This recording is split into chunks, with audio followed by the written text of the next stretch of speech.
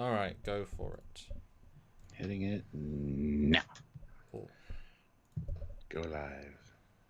You pressed that live button. I did. It says we're live. It's big red words that said, well, red box, white letters. This is live. Yes. So yes, that's us. Hi. Welcome back, everybody. 22 likes. Very good. Hit like if you haven't. We have 34 people here, which is amazing. So hit like. It's good. Well, it's not amazing. It's good. It's good. Hit Well, like. we just started. Give them a minute, Stuart. Give them a minute. Or possibly more than one.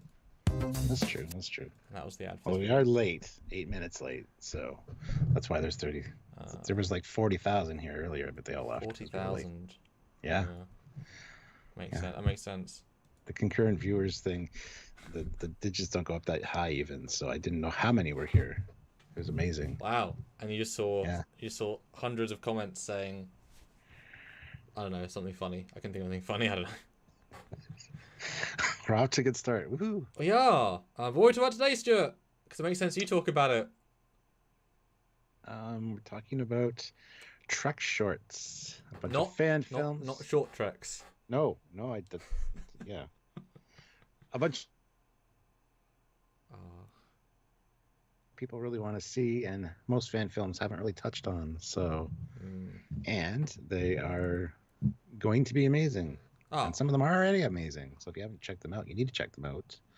And they're done by our very talented and awesome Commander Cockings here. He writes, directs, does all the visual effects work does all the editing. Try. He does absolutely everything. And he also has time to come and join us here on Trekyards. Always have time. It's a dedicated slot. Yeah, you know, and of course, this is you have been in fan films vaguely, briefly as the cameo head. Yes. So this will be a far more meaty performance for you, doing a proper welcome to the fan film world. And because obviously I'm combining so many different films, because you're joining my canon. In essence, you're joining all of our canons. In some, I mean, obviously yours is in the past, so it's a little bit harder to admit. That'll make sense, but there's a roll-on effect. It'll be fine. I just want to be there in any capacity, so I'm super happy about it. Yes. Ooh, super chats already. 44 people here. 30 likes. That's good. Yeah. Hit that like button, guys. Yes. Sebastian, aka Space Daddy, £5. Everyone write in the chat if they pledge for Sam's fan film. Yes. No. Maybe. Yet to be decided after this live. And you should go check it out. He's got an Indiegogo campaign, and you guys need to go check it out. Yes. Sergeant Montgomery, $2. Super cool. I can't wait to see some Trek shorts. And the fun thing is we can actually show some of the stuff here today, because I don't think he's going to be stupid enough to copyright claim himself. You never know. It would take some real balls. You know, it would. And obviously, Olivia puts in $5. Finally, a Puggy episode to look forward to. I'm just trying to. I guess that raises a question. Does Captain Foley in your fan film have a pug like Archer had a beagle? Could you imagine my uniform, whatever era it may be, just covered in pug hair all the time? That's pretty great. It's something. Why is that not letting me select the other? I'm trying to bring up the Indiegogo page, because obviously the hope is that we can convince some people to support by the end of this. I'm not obviously guaranteeing that, but it would certainly be nice. Well, it doesn't seem to let me have that as an option, which is a little bit annoying, but okay. That's weird. That's it. No, that is a fact. Anyway, fine. Well, we'll show that in a little bit. But yeah, currently we have raised, and because you are part of the team, Stuart, we're at £2,401, 2401. That means something. Isn't that a thing in Star Trek? 2401.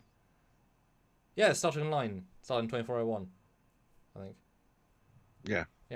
Out of 7,500, that's 32%. And with some fun perks, we're going to watch the pitch video, which Stuart is in. And then talk about Indiegogo, and then show some stuff and talk about them in an exclusive way. Hopefully you guys will be convinced, and then can ask questions in the chat, and Stuart can ask me questions about the shorts as we can go through the page. And I mean, you know, get some exclusive stuff because obviously this is me, this is him, we're right here.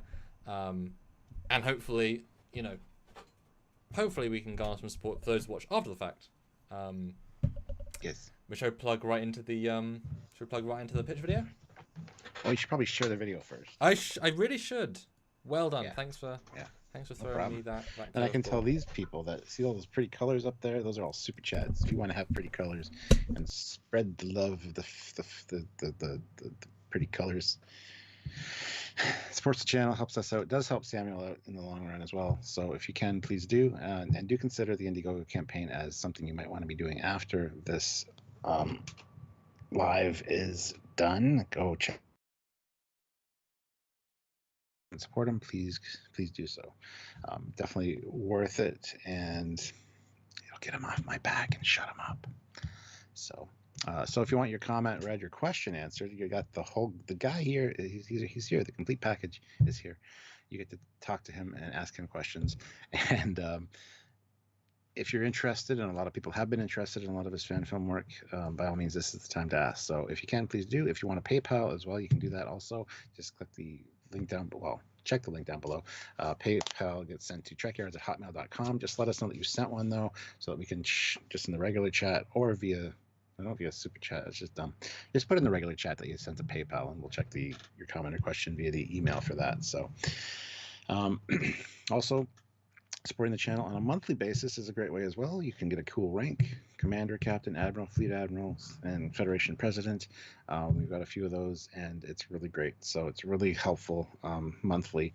Just click that join button down there beside the subscribe button, or head on over to Patreon/Trekyards. You can help us on that way as well. That's another way that we can get some income to help the channel on a monthly basis. So if you can, please do. And don't forget the description down below. There are links to Teespring store and a whole bunch of other cool stuff, Eagle Moss discounts and things that you guys can save yourself some money and get some cool stuff as well. So check it out. And look, he's back. Damn. It's shared. Yeah, so yeah, people say hey, and that's lots of information that we're going to talk about. 2409, darn it. It's almost 2401 though. Something was. 2401.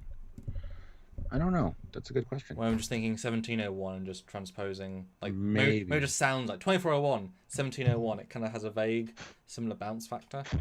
I don't know. I think that's probably the case, actually. Okay, well, let's jump into the pitch video. Okay. Which it starts off with a little bit of sexy CG, which I have to talk over because the music is copyright claimed. But with Doomsday Machine, we have a future tease of some shuttle on whatever, Defiant shots, looking sexy, Norway shots, and then all of us together. And I'm gonna mute myself and listen to. Oh, in a minute. But this is the cast.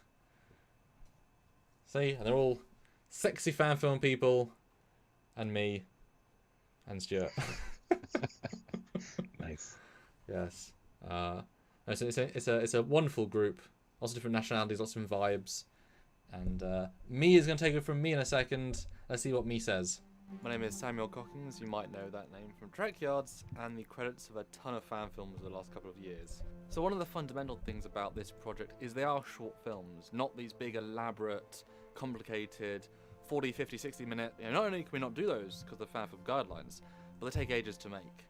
We did have that project, it was called Convergence, and we were this close to filming in 2020, but you guys all know the world shut down, and that film revolves around people from other countries flying to the UK, and so not much we could do.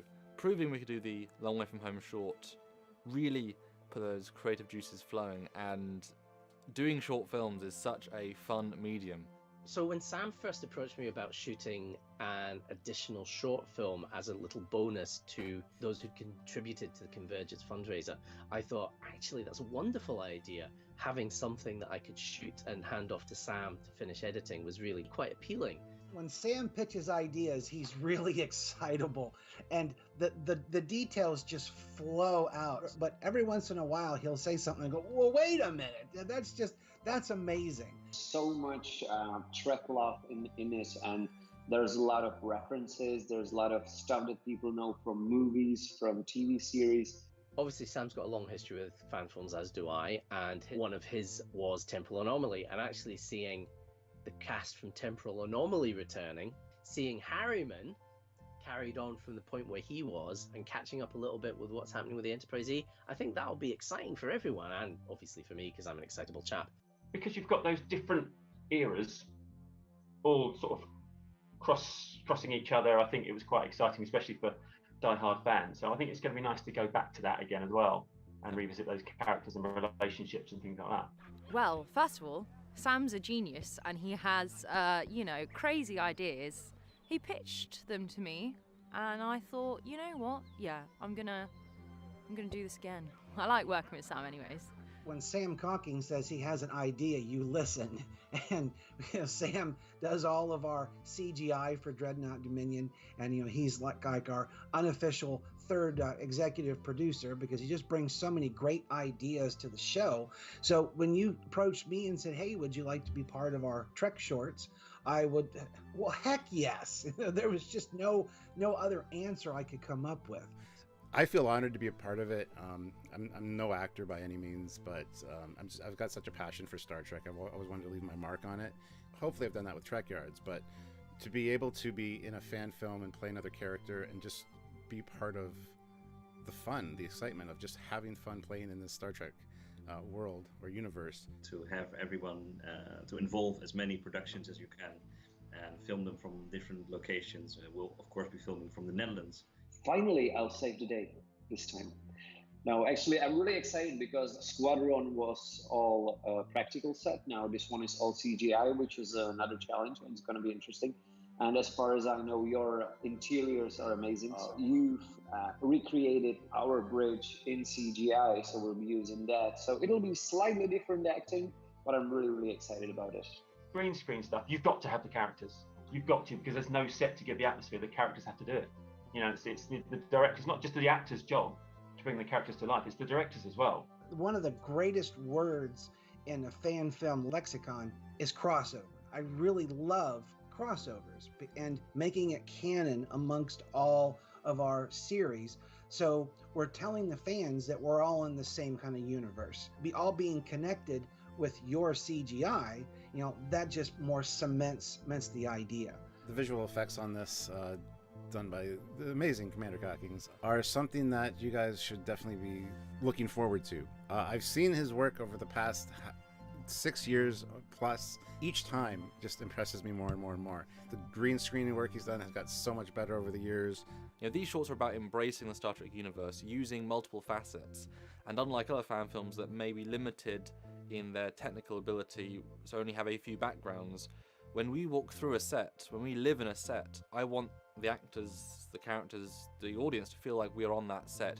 But when you keep changing angles and changing locations, and you start to let that leave your mind, and now you're just in the Defiant, or in the Norway class, or in the Enterprise E. If you've seen Temporal Anomaly, there's a journey throughout these ships, and you kind of get a feel of, we're living in the ships. Hopefully, we can recapture that in these shorts. Such a varied type of stories being told here. They're not super long, so they should shoot relatively quickly, and the post-production should be quick. So hopefully, these should be released fairly quickly once they're shot. There's advantages to Sam doing a lot of the work on the post-production on these themselves. Fundraising and Indiegogo is very important because, while these projects are not professional, they're not cheap. And, we need the help of the fans to support this, so that we can continue making these projects. And I think that everyone who will see it will absolutely love it. So I really hope that people will donate. And even now, the times were really hard, but anyone can probably spare a few dollars or euros or Great British pounds or whatever they have in their pockets to make this thing happen. The last year it's been crap for everyone. It has been crap for everyone. And I think a little bit of escapism, just for 10 minutes, is for the sake of a £5 or a tenner or 20 quid or 50 quid. If you can spare it, chuck it in and let's see what we can make with it. Let's see what we can do. I think it's a really exciting prospect that you start with an idea, lots of people get involved, and you get this amazing end product. I've got fans who say, "Hey, Gary, I'm sorry, I can only give you $10. And I go, "That's awesome. I get 10 people, and that's $100. and that pays for a costume, because you think these things are not cheap. So please support this Indiegogo if you can. Every dollar helps, and your support means the world to us. To support fan films, to support these many cast members and these many different productions. So if you can, please do. And if you can't, just check them out and enjoy. We're very proud of what we've written here. We'll see you next time, guys. Bye. This is Nim. This is Sam. And together, we're Nim and Sam.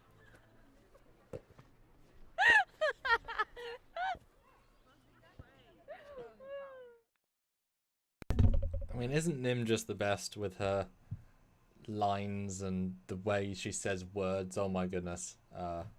Sometimes she's amazing, yes. And I mean, now you've actually seen her in A Long Way From Home, hopefully, guys, and the chemistry and the vibe she has is very special, and I'm trying to capture that. And as Stuart knows, and etc., I really want to do more with these characters and be able to tell bigger stories and other stories, and she adds a lot to it. So there's Indiegogo page, guys, 2401.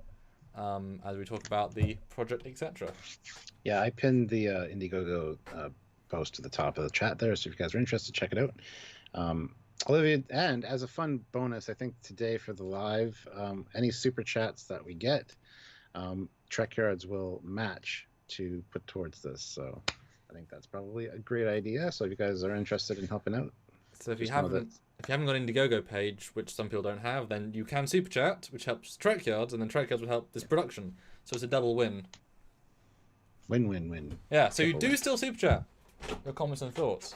Yes. And we may get $100 for this campaign just by super chatting, which is what we would normally get. So if you guys super chat lots, like, you know what I mean? You actually help you help two productions with one super chat.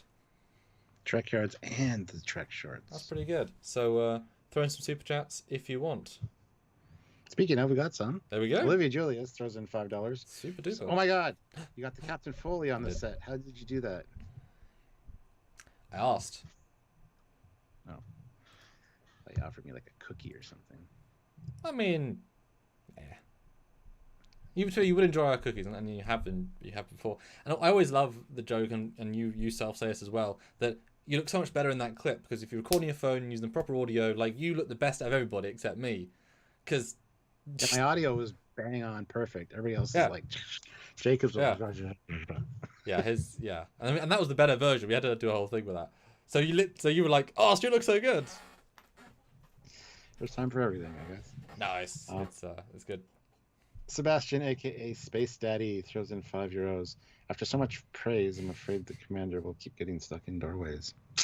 Yeah, get a big head. Not really what I'm like, though, is it? I just keep improving. Well, that's the thing, isn't it? The fact is that my stuff doesn't look movie quality because they're movies doing movie quality.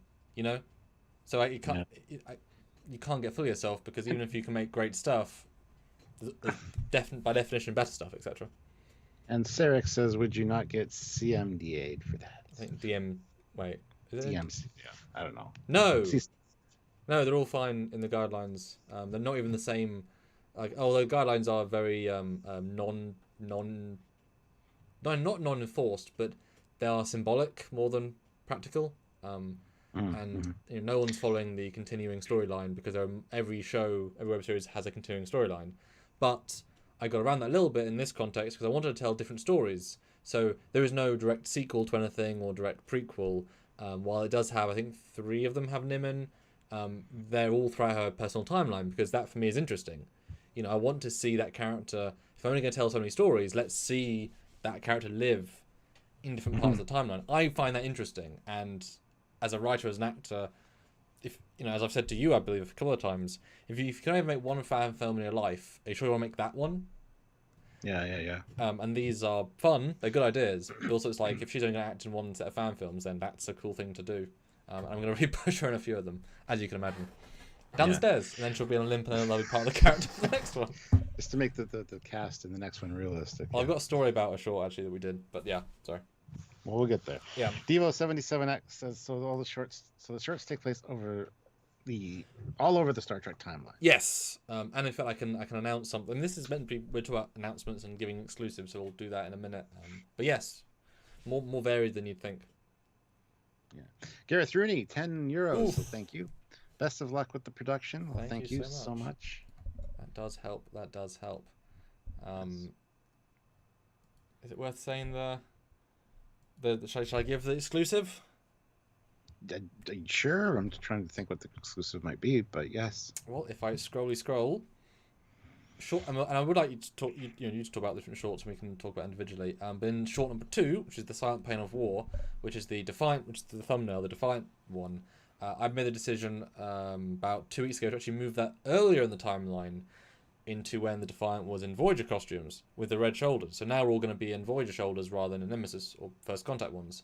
So it'll feel different again, because I got a vendor that makes surprisingly good Voyager costumes at substantially cheaper than the one I would otherwise get, and so that's we're testing that. But part of it is I'm coming on board because limited. It's a pandemic, it's still a pandemic film. The basic story is I'm a new officer on the Defiant doing a temporary 2-month stint, and so I'm coming on in TNG costume, and Nim is my tour guide, and let's just have both eras. I was doing some research actually today, just like when other Riker was there in TNG and she was in Voyager. So you've seen it before a little bit, but it'll make us feel very different to the ones we're in Nemesis, because visually all the costumes are very different. I think that would be a nice thing, so that we can exclusively say that is now been moved back an era, which what an odd thing. Yeah, that's very cool. Oh, look at that, Olivia Julius, $50 super chat. Thank you so much, Samuel. I've tried to get Indiegogo to work, but I wouldn't get it to work. So I'll just super chat my support here. Here's a great commander. Here's your great commander and a great crew. Yes, sorry, I forgot to get back to you. That's my bad. So thank you for the purple. You got to say a comment. Thank you so much. Yeah, no, that means a lot. It makes a big goal. And in fact, Olivia's getting a custom perk, which I'm happy to say. One of the shots in this short, we're going to pan down from a ship in the top pylon at DS9 with we'll call the USS Julius, and then pan down to the Defiant. So nice. Yeah, it's a very specific reference in it, because I knew she'd appreciate that, and that's part of this is having fun with this. Great. You know, somebody had asked said that in the picture of the cast there's 2 different uniforms, 2 different eras, but I think there might be more than that now, so that's good to know. Yeah, we didn't photo. I don't want to give everything away, but also we didn't photo shoot everything. There's actually quite a few more variety than is there, which is great. I love how all the guys have different TOS costumes, like different fabrics, different cuts. It's kind of funny. Yeah. Yeah. Danos puts in £5. Hope I can get to be part of your work with what we talked about. Hopefully after Trek shorts, I can be added to the canon with another ship. Yes, that's an up-and-coming fan filmmaker from the UK, which we'll see how much he goes, but he may or may not be having a fun little part as kind of a how to make a fan film boot camp. He's damn close, oddly. Like, oh my god, I deal with Americans, you're like only that far away. Wow. Okay. That's cool. Yeah, no, seriously. What do you think, like seeing this poster of everybody, knowing they're all photo shoot at different times, different place, different years? Well, again, I was super impressed by it. I was just like, "Where's Captain Foley? He's not there." That's the only thing that bummed me out. But other than that, yeah, I didn't even consider that they were all shot different times and like put together, like stitched together. That's really good. I didn't include Tyler. I didn't have a picture of him until like a week ago, and then it didn't fit anyway. It's just his framework doesn't fit, and then you haven't got a picture of your uniform either, and neither like there's a few specific reasons, and also there's not enough room on the page. But yeah, I did just totally want to include some more colour in that one. I know, in fact, obviously my different eras, and me being in that uniform almost monogamy in that uniform very much. But I love the fact that Nim is front and centre, because I think she did very, very well in the short, and I think she gives a real humanity. I think we've both been somewhat inspired by the Star Trek Lower Decks, and so to see a lower ranking character be at the forefront of this stuff, I think adds something, and I'm kind of excited to pursue that. Yeah. Sebastian, aka Space Daddy, €5. The DVD extras will include the Ambassador's infamous incursion into the historical erotica genre.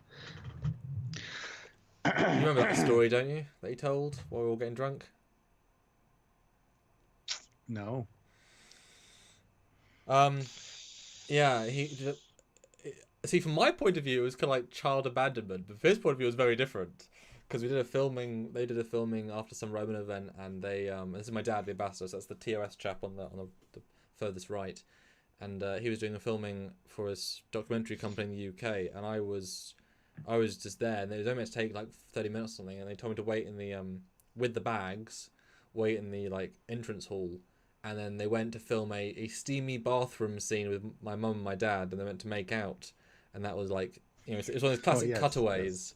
But I was there for at least like 2.5 hours just waiting in the, like, where have my parents gone? They never even told, because they didn't tell me. I'm going to go make out with your mother in front of a camera for 2 hours. Like, that wasn't part of it. How old were you again? Oh, I do remember this now. 5, 6. Like, I can barely remember it. But I was not happy. Like, I was, you know. So, very different perspectives. You should get your dad on to come and tell that story is what you should do. Well, he did previously. But yeah, we're doing the drunk ones with our birthdays, and I'm sure he, you know, with corona restrictions being a lot less at the moment, hence filming as well, I'm sure he can come back around. But yeah, for sure. Yeah, actually I'm being somewhat sad that day. And it was late and I was hungry. It was dark, and it was like, why am I here alone? It's dark and scary. In London. Mommy and Daddy were making of me a brother or sister. Oh yeah, a little bit. So Stuart, I want to ask you then. So obviously you know the 5 shorts, and obviously there's 6. Yes. Which of these 5 shorts, or I guess 6 including Away From Home, stood out to you and why? And then kind of talk about it for any reason. The one that I'm going to be in. I'm just kidding. You're welcome. Honestly, short number 3, Hours to Doomsday, has me really excited. Just because you get to see the return of a classic villain, I guess, in the form of the Doomsday Machine, and going head to head with the Sovereign class. So. Not sure what's involved story-wise, but honestly, just to see that on screen and to see some of your great visuals will be fantastic. So that one's got me super stoked. And of course, short number 5, the Star Trek Stargate crossover. I'm really excited to see how that's handled. Now that I've seen all of SG-1, and I know how big of an SG-1 fan you are. And you are now. I am as well, yes, absolutely. So I want to really see that one, but honestly, it's the Doomsday Machine versus the Sovereign that's got me super stoked. So, although, what do you think of? Because I have titles for all the films. What do you think of my short 5 title? You know, I really thought hard to try and summarize this. You know, the formal title for short number 5. Yeah, that's great. Yeah, it couldn't be better. No, I won't be able to think of a better one for you or anything. I was like, I got to name this today. I can't. What the hell do I name this? No, it's what it is. It's the 5th short. It's fine. I put the least thought into it. Technically, it's fine. It's fine. Bonus one, maybe. Yeah. Olivia Julia's $50. Oh!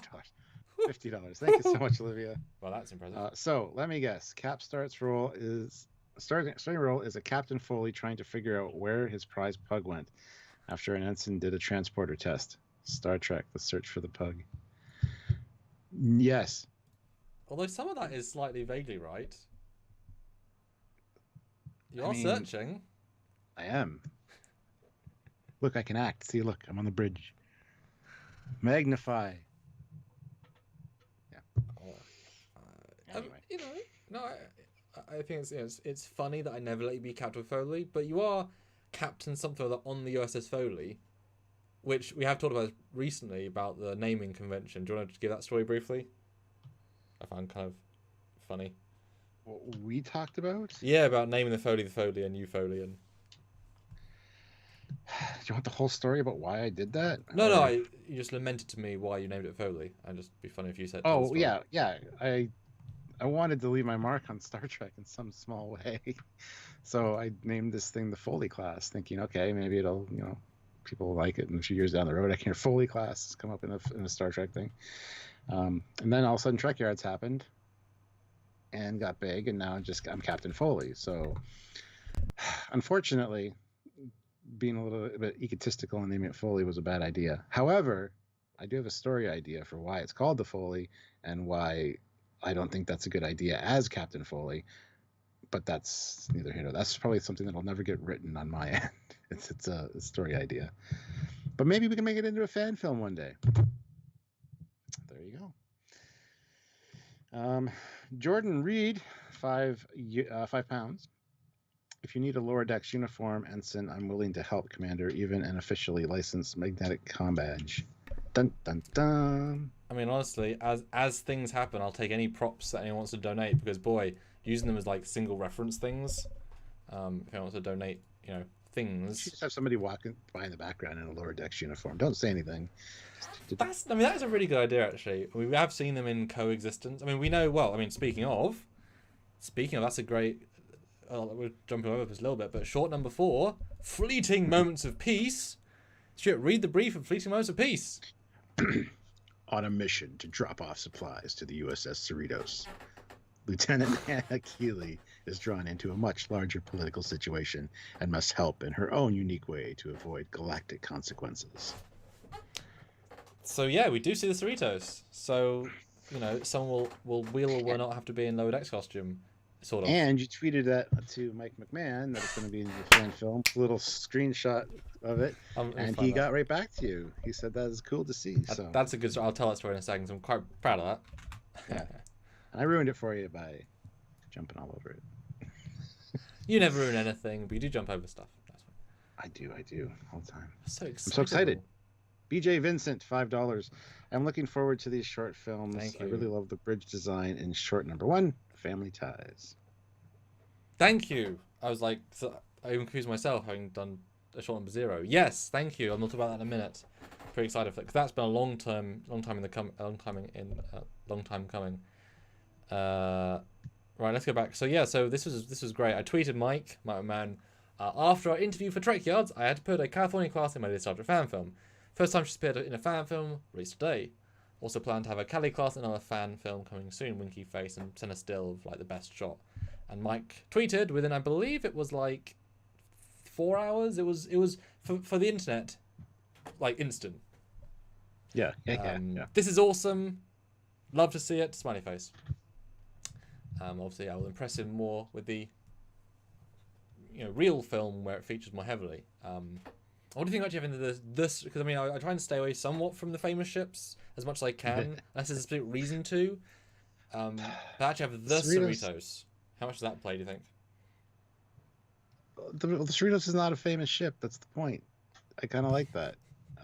Because it's hero ship of lower decks, I guess, but it's not a hero ship by any means. I guess definition-wise, it is. Yes. It's a ship in the show. However, in the world of Star Trek, it's not. It's like the low-level stuff. So I love that. It's a nice little. Yeah, you can have the Enterprise come in or whatever. I mean, you did that with Temporal Anomaly, but it's fine. It's fine. But I like it. I'll give away one of the jokes that I just, because that script's not written, but I know what I'm doing with it. And this features Jacob from Squadron, which was a very successful fan film in the Czech Republic. And that, if you haven't seen Squadron, please do it. It's very good. And that captain is aggressive as a simple wordage, but the situation called for it. That's why. And in fact, it was being looked down upon by the admiral in command. So there's reasons for it, but that's kind of his trait, is a bit of strength and forward. And one of the jokes that I'm going to throw in short 4, when he's told about the Cerritos and it being in danger, he's going to say, "What sort of ship is it?" And then we say California class, and they say, "Oh God, it's already gone then. Those things like paper, they go out, they just get destroyed." Probably it's some sort of O-Birth reference. So just I'm going to diss it so hard because it's a Cali class, it's the shitty, but in a good way. Like, oh my God, we have to save it. It can't last anything. Hasn't even got any torpedo tubes. It can't do anything. Stuart, its warp cells are exposed. It can't do anything. And the crews are useless. They take buffer time literally. But I love that. I just making the heroes of one of our favorite Trek shows be the butt of the jokes. I like that because I think Mike would approve. Not that they're not a huge focus, although they're the guys you have to save in the story. And we'll see a couple of nice shots of the ship. Again, it's not the primary thing. And there's an epilogue moment I'm going to include, either as an epilogue or as the last scene, which everyone will enjoy. I have to work out how to do. But yeah, we do go and save the Cerritos. And I'm looking forward to writing the first scene, because the first scene is us leaving the Cerritos, and we make mention about, because we're both lieutenants in the story. I'm a junior, she's a senior. or normal. And I like the idea that when you get to a certain rank, ensigns feel like ensigns. It's kind of like when you're in school, the lowest year now feels like children compared to you. Because even though you're only so few years above. And so we're going to make reference about, the hell's with the ensigns on this ship? Yeah, there was this one guy and girl, and we just talk about a story that hasn't happened yet. Like, what's wrong with the ensigns of this damn ship? Were we as bad as the ensigns? No. They're all, what? And obviously we know who they are. And we just get to recount another Lower Decks adventure. And I love that we as interns were just in this situation. It's absurd. Standing on the outside just watching them have chaos. And we're just like, we are so above this. We're lieutenants. We don't need to be involved in this crap. The breeders are flying. It doesn't matter. It's fine. Oh, goodness. We're posted on a good ship, thank God. Thank you. Yeah. So now, one thing I did want to ask about original assets. Have you had to create a lot of original assets for these things? Or? Yes. Absolutely.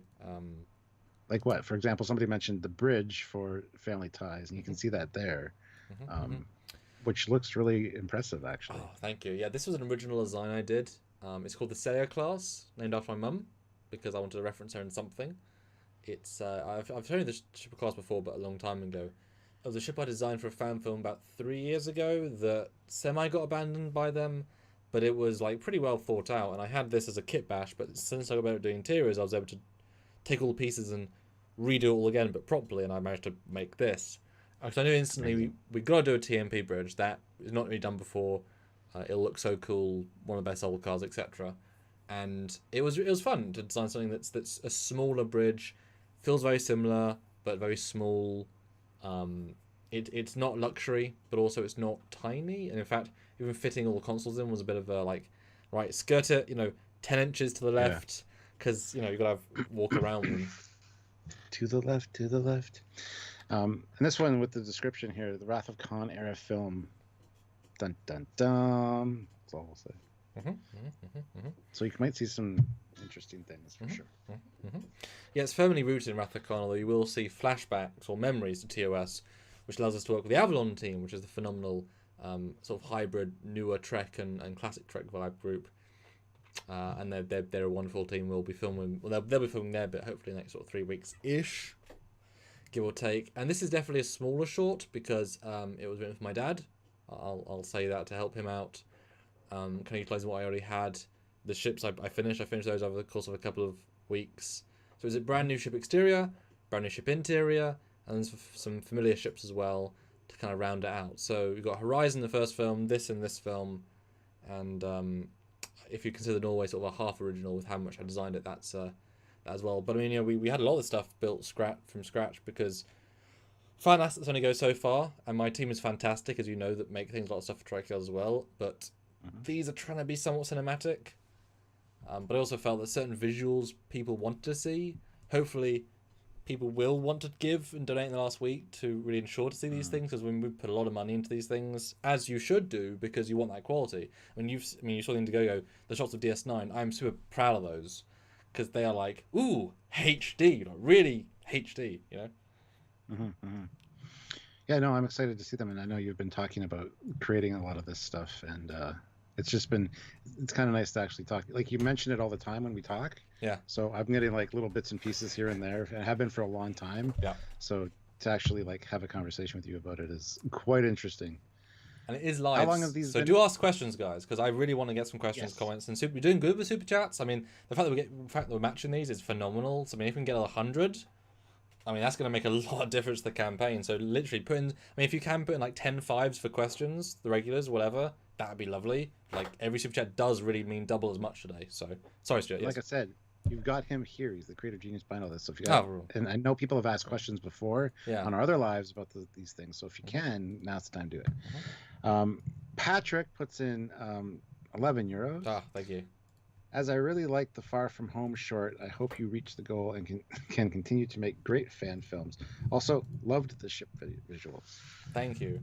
Yeah, that was a lot of work. I really hated younger me, as in when I started that film, because I wrote in so much CG, and I hated doing it at a certain point, because there was 45 shots and 11, 12, 15 passes, and it was oh my god. But once they're done, you're damn. you know, because you can tell a lot of story with exteriors. You really can. And certainly the movements of the shuttle, people don't, I think, give enough credit to shuttles, but you get a lot of freedom, and they make you feel as if you're doing things when you're really not. Yeah. And I mean, just that Type 9 model, I was so proud when we got that finished. It's such a nice model. Like, that is the best in the world. I mean, you could make a better one if you really want to make it like so good you can actually get onto the hull, like, to millimeters, but it is like the best. It was, I mean, I worked with Rick Sternberg vaguely on it. He gave me some more reference, and we like made it really good. But that is like movie quality for what Trek can be. Very proud of that one. That is awesome. Kenji22, the bridge has an Enterprise A feel to it. The displays do. I think it's all the blue. Yeah, well, it's that era. It's exactly, it should look like that. So absolutely.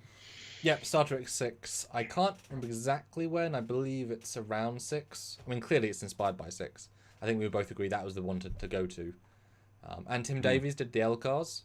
Took him a while. Every LCARs is custom. My wallet hates that, but my ships love it. But the fact is, I mean, it's hard to see in this picture, but like all the displays, every time you see the ship, you know, the display within the display is the actual ship, and that's so satisfying. That's really cool. It's simple, but it's really, really satisfying. And just to get an MSD made for that ship was lovely, because like I say, it's named for my mum, Elizabeth Sayer, and so having a full MSD, which we both think are really cool, of a ship I designed for her with the USA in big bold and letters, that's a nice keepsake. Absolutely, that is amazing. Yeah. Let's see here. Yeah, put some questions in now, guys. Let's have some $5 questions if you can. And of course, if you want to get perks, guys, I mean, there are some really cool perks on this. Yeah, I'm looking at those right now, actually. I try to keep them simple this time, but actually have them in rank order so you can very clearly see what there is. And if you want to get a voiceover part, there is 2 perks that get voiceovers, which is really kind of cool. And, you know, you can get... One thing I quite like, because we're doing so many films, doing soundtracks, we have to get a new one for each film, and so we're offering all the soundtracks, including Temporal Anomalies one, which has never been offered before. And also there's posters for each film, and even physically sent to you if you want them physically, which I'm so excited for. And we are going to offer some more. We are going to offer some more perks by the end. I want to offer a few more little custom things, just because, you know, it might entice somebody. So we're going to work that out. I like scripts. I like signed scripts. I want to offer at some point signed scripts. That's cool. Eric Sonder, $2. Oh, looks great. Are they going to be on YouTube? Yes. Yep. A Long Way From Home is currently out, and it, I believe, it's doing phenomenal. I mean, you know, fan films only go so good.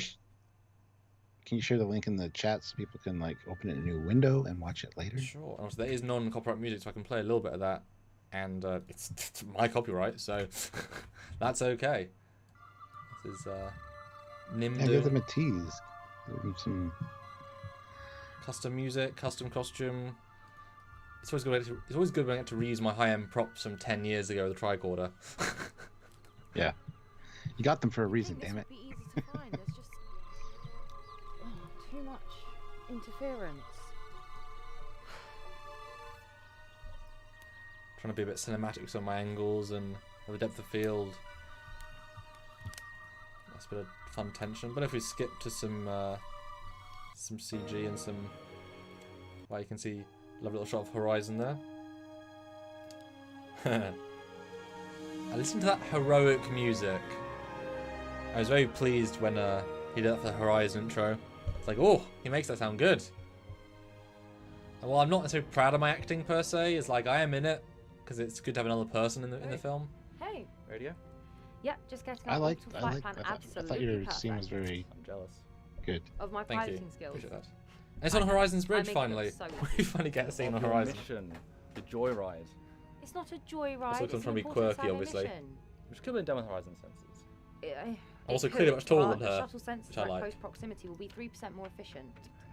This is my dad's favourite shot of the film, or at least Main shuttle bay. he keeps telling me. Which you never see. The hangar door opening, and you get to see the bay. Shuttle Sayer, request permission to launch. With a Type 11 in there, just to tease. It's like, we have got a Type 11, we built that. Like, I pitched the guy, can you please bring a Type 11 as well? I know we're going to use it at some point. Now it's in 3 films. Yeah, I mean, look at this mod. Look at Type 9. It's so nice.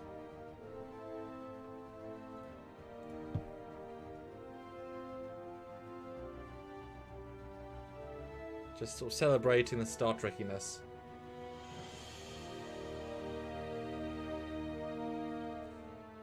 All right, an hour on the clock. The quicker I get this done, the more time I won't spoil, obviously, but we're at 22,735 views, which is phenomenal. That's beautiful, and the comments have been really, really, really positive. Comments on a fan film are always a bit sticky, and I mean, we both know the rule of don't read the comments. But so when you get really lovely comments, it's like, oh, that's lovely. So yeah, I really appreciate that. And someone asked who did the music. It was Matt Malign, who worked on a little bit of Hidden Frontier back in the day, a little bit. He did another one fan film I can't remember the name of, a smaller one, the Temporal Anomalies one, which I think is a great sort of soundtrack. And then with these, he's agreed to return for all of them, which is phenomenal. Not just to have repeating cues for say Nim throughout the time, so it has a visual style, but also when you do a TOS scene, it'll have a shift, more of a TOS vibe, and hopefully that'll come across because we are shifting eras a bit. Throw some questions, guys. I was really blown away by the music for sure. Like all original. It was just I couldn't believe it. I was like, God damn. And I absolutely loved the other score I had, the temp score, because it used so many cool things and so many fun things. But I made it pretty good. Like I made it a good match. But when it's actually like by the second linked to what happens in the film, it all connects. It's a hard feeling to feel. It's like, oh, it connects. Although his first pass wasn't as good as his first pass, but I gave him some pretty distinct notes, and second pass just like, whew, he's zazzed right in, Yeah. That's awesome. Yeah. Now, which one is the one that you're most excited to see realized, and which one is the most terrified to see realized? They're probably might be the same one. I don't know, but yeah, I'm more featured in Family Ties, which I'm not excited to edit my own performance personally. I'm hoping it will turn out well, because it's a bit more of a. That was filmed in the heart of lockdown. We're all kind of not feeling amazing mentally wise, so that I'm interested to see how it turns out. The Doomsday Machine one, I've been doing the CG for, pre-visiting it, because I want to get that underway, and there's a lot, and there's some really nice shots, and some I'm like, as I said to Matt Boardman, who worked on Top Gun 2, there's a Top Gun shot that you're gonna love. He's here in the chat. I saw him earlier. He said he was excited for these. So there's a very Top Gun inspired or themed visual effect shot, which has a fighter vibe, and I'm really pleased because I was like, let's see if this works, and I got an elegance that I was not like, maybe I could do, but I did it. So that one, the fact that I can see the film like in my head and having done lots of CG, that's going to be really fun. I think satisfying. You actually want to see Eve versus Doomsday, although that isn't the main storyline, give or take. The Stargate one's going to be really hard because it's all practical, so it can't just look like two dudes in a forest, even though it's two dudes in a forest, but that is Stargate, so I need to elevate that a little bit. And then Short 4 is going to be hard because it's also ambitious. There's a lot of visuals, and I just did that twice, and it's so much work mentally and clicking. So they all have different tricks and challenges, but I think Doomsday, I think we're all excited to see that, and having now built a lot of the CG, it's some really fun stuff that, again, you never saw a Type 9 do stuff, you've never seen a Type 11 do stuff, until today. Good question. Alan Rees in the comments says, guys, if you contact that Star Wars girl, I'm sure she would help with you with promotion. Does she like Star Trek as well? Yeah, that's what my question was. I don't know. I've heard about her like occasionally, but I've never actually watched her. So, yeah, I mean, tweet us both together on Twitter. Certainly any YouTubers that would want to promote this, as I've said previously, Stuart, I want to do more shorts. So I in my heart of hearts, I'd hope to make about £10,000 because I literally have things I want to do straight away with more shorts, but they also take the same funding. So getting less than the amount is going to be quite heartbreaking because I want to do more. So we'll see. Like I have another 5 or 6 ideas. We got to get you working on Real Trek. Is what we got to do. Everybody out there needs to like. Oh, he doesn't want to be constrained. I know. Well, no. The thing is that if I leave, because if I did that, I can't work on fan films, or help in any of those regards. And Trekyards would disappear. Well, or I'd have like put a hello, you know, I have to be a pseudonym. It's like I'm not Commander Clarkins. No. But I mean, you know, it'd be sad because of all the cool things I do in fan films, you know. I feel like fan films would miss me if I went away and couldn't do CG. Because as Matt knows, you know, the annoyance of actual production can be frustrating, especially if, you know, if I was being asked to just rotoscope a dude's hair in a Star Trek shot for 3 weeks. It's not quite as satisfying as doing Doomsday vs Enterprise Z battle all by myself, is it? It's not quite as satisfying. Yeah, that's very true. Yeah. Speaking of Matt Boardman puts in $10. I may have mentioned this a time or two, but I am so excited for these shorts. And Kenjo 22, $5. Top Gun. Now I need some Kenny Loggins background music for the Defiant battle scenes. So yeah, my question is Top Gun. You said fighter elegance. I'm thinking like, do they hit the brakes and fly right by, or is it I was inverted? Bullshit. So I don't know if you're doing an exact shot from Top Gun, but I'm interested to find out because I'm a huge Top Gun fan. No, it's not literal. Don't worry. But it's you would now I've said it. You'd be like, oh yeah, that's the shot he means. That is the shot he means. It's yeah. You'll get it once you see it.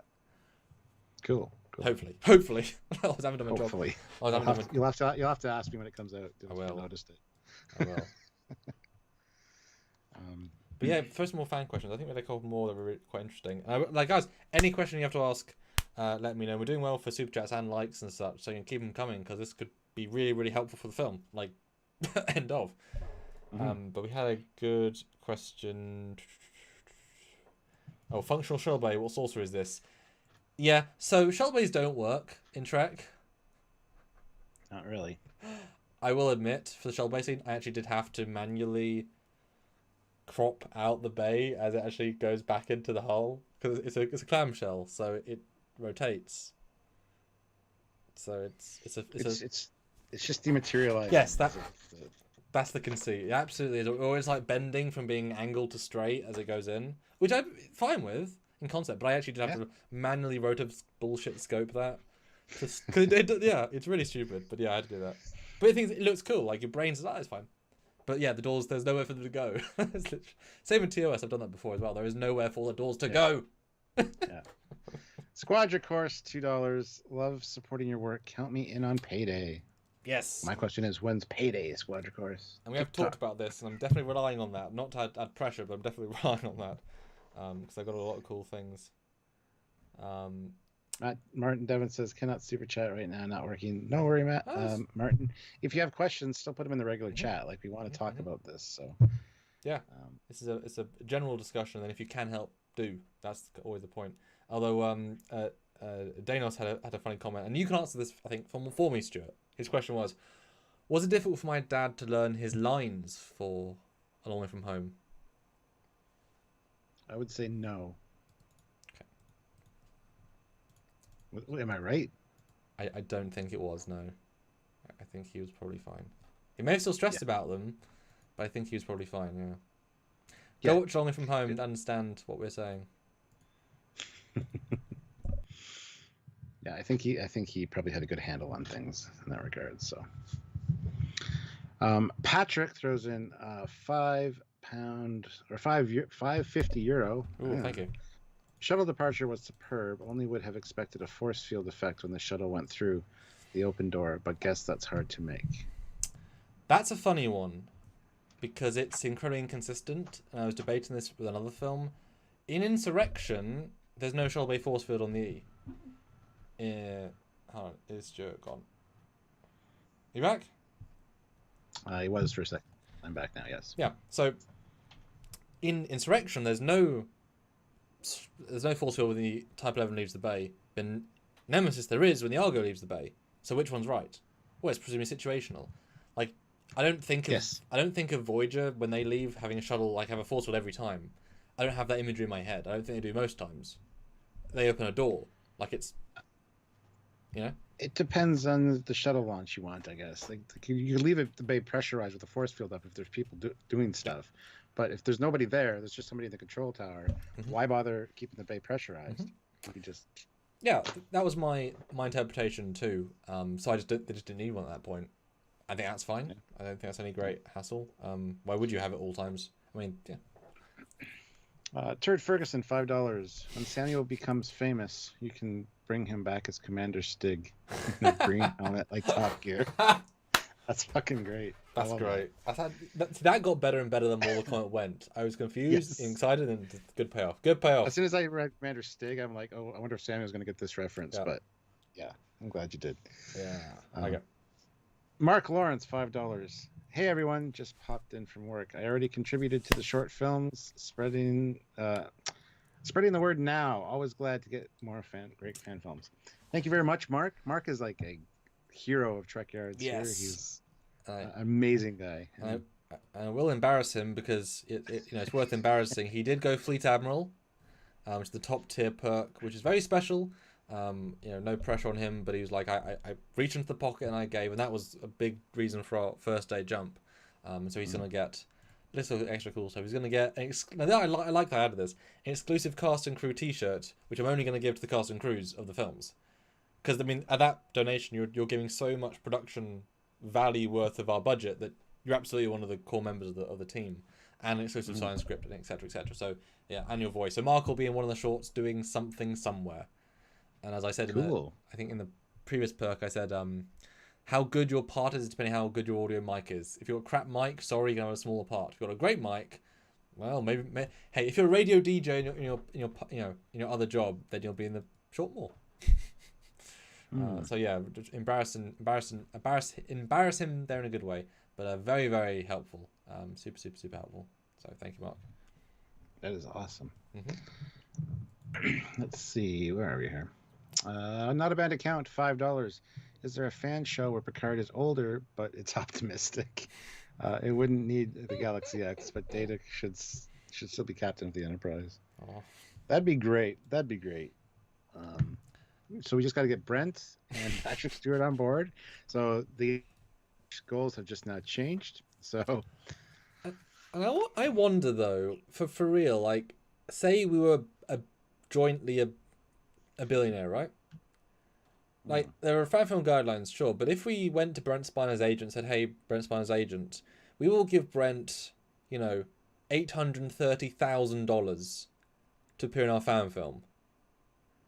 Like, you know what I mean? Like, at what point will they say yes, even if they shouldn't, because it's, like, so much money that, I mean, how the hell can I turn that down? You know? You got to wonder at what point their money is, like, if you're from $2 million, The problem is there's like the Screen Actors Guild and the film whatever. There's different agencies and stuff that don't allow people to just go make films like that.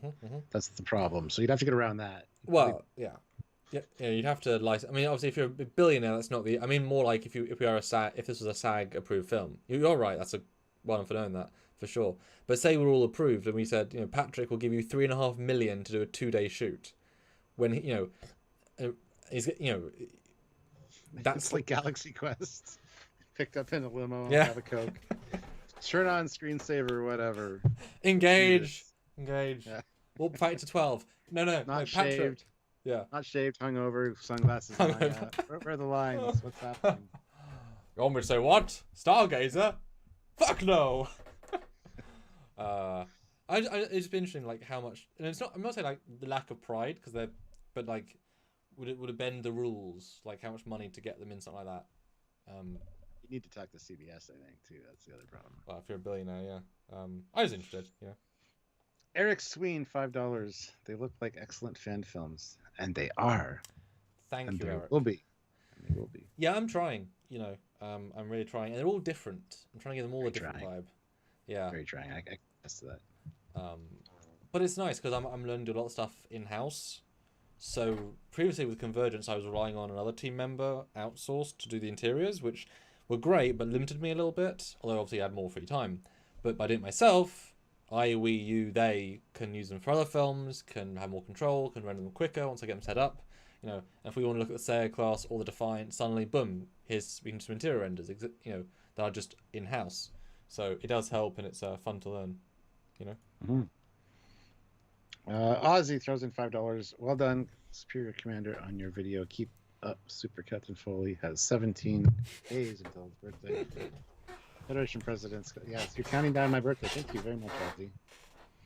Happy birthday to you, almost. Right. And Eric Sween, $2. Oh, thank you, Eric. I mean, shorts. Yes, you did. No, it's Martin Devon makes a good point. J.G. Hertzler and Gowron are in fan films. Hey, you know them. You should get them in one of your fan films. They were in fan films.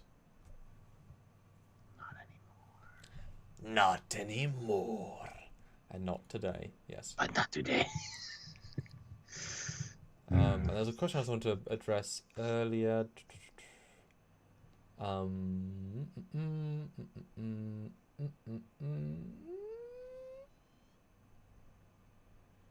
Sounds exciting. Matt Borbin says, I think as long as you follow SEG and AFTNA guidelines, then they're good, which means that you have to at least pay people for their day rates and obvious protocols. Yeah. But obviously guidelines are the problem there. But I mean, if you've got so much money, just throw money at it, then they, you know. But yes, Stern said, where do you source your Nemesis uniforms? They look great.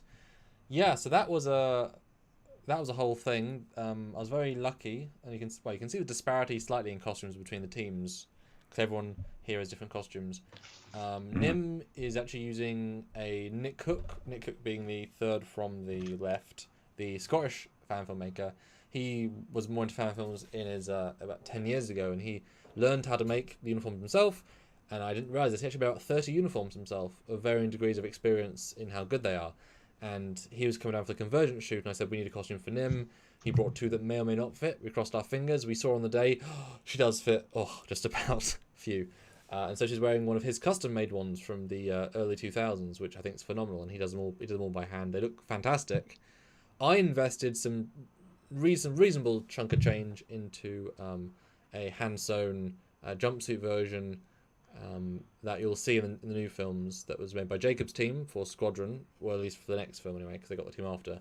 But that's a really nice tailor-made one, heavy fabrics, because they're going to last, you know. So Nick's also a high-end one, and then Robin made his own, Jake had his own made, and Marcus is wearing a crap one, because it's the cheap one from 2012. I got to see about getting one, because I really like the Nemesis uniforms. You'd look good. I think you'd look good. Yeah.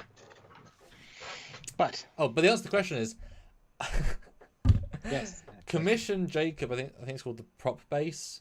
They are expensive, but you get what you pay for, and I can attest to that. Very much so, and they're tailored, and they have a lot of stretch. So tailor for your size now, and you can grow a decent amount. Maybe not the shoulders, but that's okay. Just don't bulk up shoulders. Like, you know what I mean? Yeah. Belly over shoulders. You can get cheap ones online, and as we've found in our own research, that they all are the same damn pictures. So how the hell can you tell? I did find a UK/China based thing, which I've got some other costumes from, which I'll be testing on Thursday this week. I haven't tried the Nemesis yet because it's more expensive and it won't be as good, and it looks very bright. They should be a dark grey. Well, actually, they should be a slightly blue dark grey, but they look a light grey. And while I could make them darker in post, if one character's in a very light grey, one's a very dark grey, I have to manually code. Yeah. I can't commit to that. Whereas the one Marcus does have currently isn't as detailed, but it's a very close hue. So I'm kind of like, yeah. Sergeant Roadkill, £5. Contribute rendering power somehow. No, but you could contribute hard drives. If anyone wants to donate a hard drive, boy, I burn through space like no one's business. I can attest to that for sure. So if anyone would like to buy us, rather than donate some whatever money, email trekyards@hotmail.com. Say I have a 2 terabyte SSD that I can give you that's preferably new, because they're weird if you don't get new, and that would make a distinct difference. Because boy, I'm going to use space real quickly. Not a banned account, $5. Computer command code. Change command code to 1734673214676 Charlie 32789777643 Tango 732 Victor 7311788888 732476789764376. Lock. I did that so much better. Yes, thank you. I did it so much better for the review we did. It was like flawless. I had a little bit of practice, so. Oh, you did it flawless. I was like, not a gasp. I was like, oh, well done, perfect. All right, guys, come on. Questions? Anything about the shorts? Anything you guys are wondering about? I'm worried. I'm not worried. I didn't mean to say worried. I'm wondering how the Stargate and Star Trek crossover go, but you probably can't give away any spoilers for that. So. Well, I did say this is an exclusive one, and we've already made a good amount of super chat donations, and hey, if we can get another 25 in super chats, I will give some more details, because that does make a difference in terms of costumes. Having to spend even more stuff, because I did some stuff tailored yesterday, which is like the money's getting burned, but it will make a difference.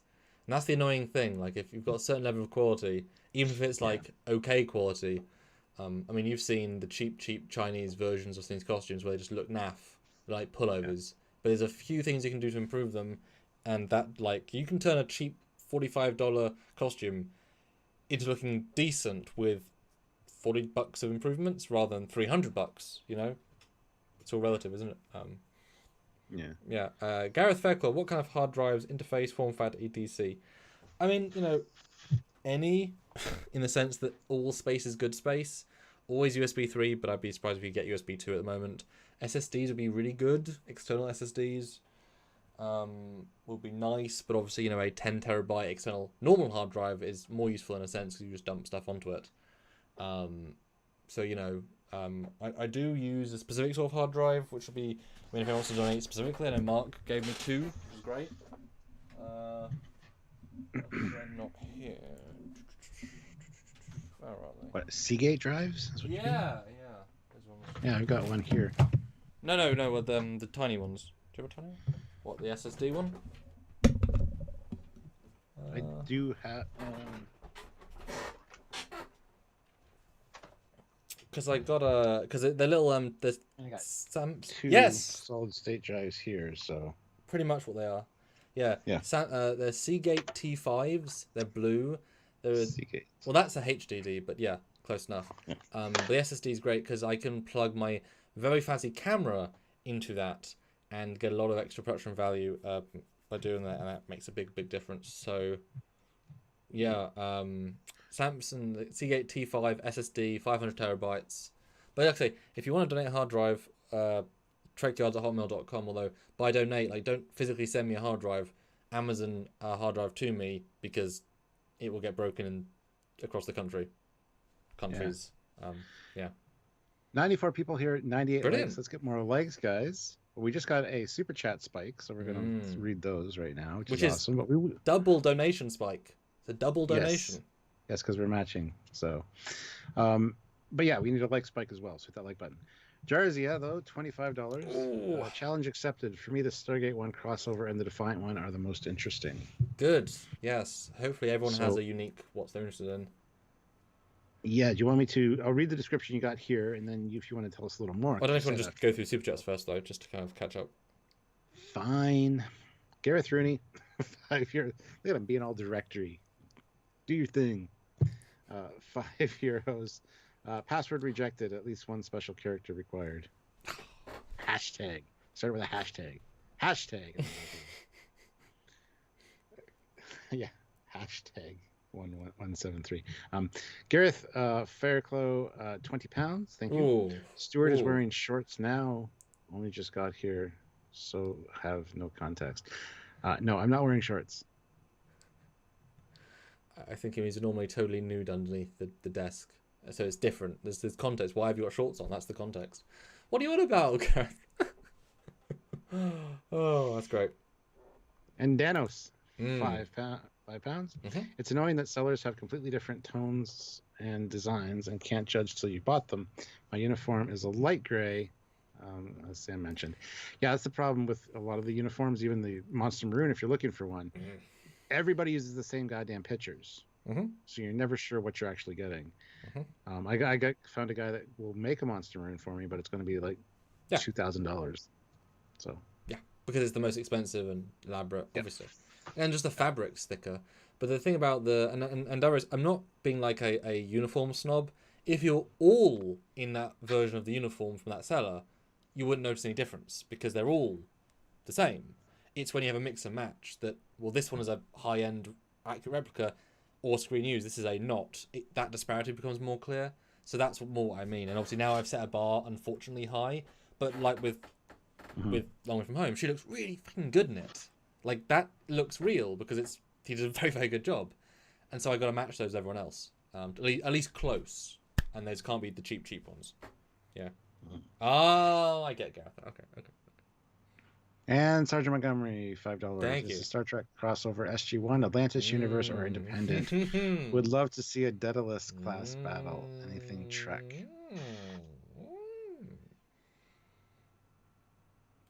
I will. So yeah. So well, yeah. Read the thing. Read the thing. And tell me what you read from that. Like, what do you get from this information? Lieutenant Jack Archer crashes on an unknown planet and finds a Tholian-created doorway to another universe, the Stargate universe. Is it Stargate universe? Keep reading. Oh, this short brings back Killian and Marcus from Temporal Anomaly and is a unique crossover adventure with both universes interacting. Yes. So yeah, it's well, what do you take from that? And what vibes are you getting? I mean, it certainly says it to some explicit amount, but what vibes are you getting? Well, I don't know. I mean, Stargate Universe, is it Stargate Universe? Like, seriously. And unique crossover with both universes interacting. With Temporal Anomaly. Well, the actors. I don't know. I don't know what to say. I got nothing from it. Yeah, so basically, it's again, trying to be clever. Clever is important here. As it says, Lieutenant Jack Archer, who is coming back from Temporal Anomaly, the same actor who played Ensign Jack Archer from Temporal Anomaly, who's a TOS character, he's been chased by Tholians, crashed on a planet, finds a Tholian gateway. Because what are the Tholians known for? Alternate reality stuff. Yeah, they like messing with shit. Those Tholians. And so they've made a doorway into the Stargate universe in the sense of cross, like, you know, we're the real universe, they're the Star Trek universe, they're the Stargate universe, they're the Babylon 5 universe, like the universe of Stargate. And so something happens, things get swap-a-rooed, and they got to deal with both universes. We don't explicitly spend time in either, we spend time in both. But to give it a very different vibe, this one is like 92% on location on a planet, because that's not, the other ones are not on location. But there'll be people in full Stargate costume with guns, full Star Trek costume with phasers. There'll be lots of very quick dialogue. There's some fighty bits, there's some not fighty bits, there's a little bit of sequelness to Distant Hope, which is where we pull from as well, which is great. There's there's a thread of a story I almost put in Temporal Anomaly that I'm including after 8 years, using a prop I bought for that film 8 years ago, which is great. Yeah, so it's ground based, but that means I can practically film at a lot of depth of field. We will see both Star Trek and Stargate full costumes at the same time in the same frame, which I'm excited to see. You know, Phaser v P90, will that work? Will that make sense? I don't know. There's a few interesting comments here before I get to the last few super chats. Yeah. Turd Ferguson says, according to the interwebs, the Daedalus class is the same length as the Enterprise D. That's our internets. We made that. Yeah, it's huge. Well, it's normal sized. Do you know how big the fighters are that you put in a bay, and there's like 24 fighters? It's an aircraft carrier in each bay, and a ship as well. Duh. Yeah. Dan23 says they just released a teaser for a new Stargate SG-1 PC strategy game made by MGM, Stargate Timekeepers. I hear strategy game and I get scared. It's just going to be like stupid. It's the same team as Deadlock, BSG Deadlock. And while it's not my favourite game, they had a lot of love and passion for that game, and they cared a lot about the canon and make it make sense. So that excites me personally. Okay. And I'm all about what excites you personally, man. Bow, chicka, wow. Oh, wow. Sean Carpe, $5. Worf and Teal crossover. Yeah. Yes. I want to see them battle. Well, if only I had $1 million. If I had $1 million. Because I'll be honest, there are props I want to get that are part of my, £7,500 budget that I can't get unless I get the $7,500 budget, or at least close. So I want to do some stuff. Like P90s and things aren't cheap, whatever. So if you can, I mean, obviously these super chats are helping. You are contributing.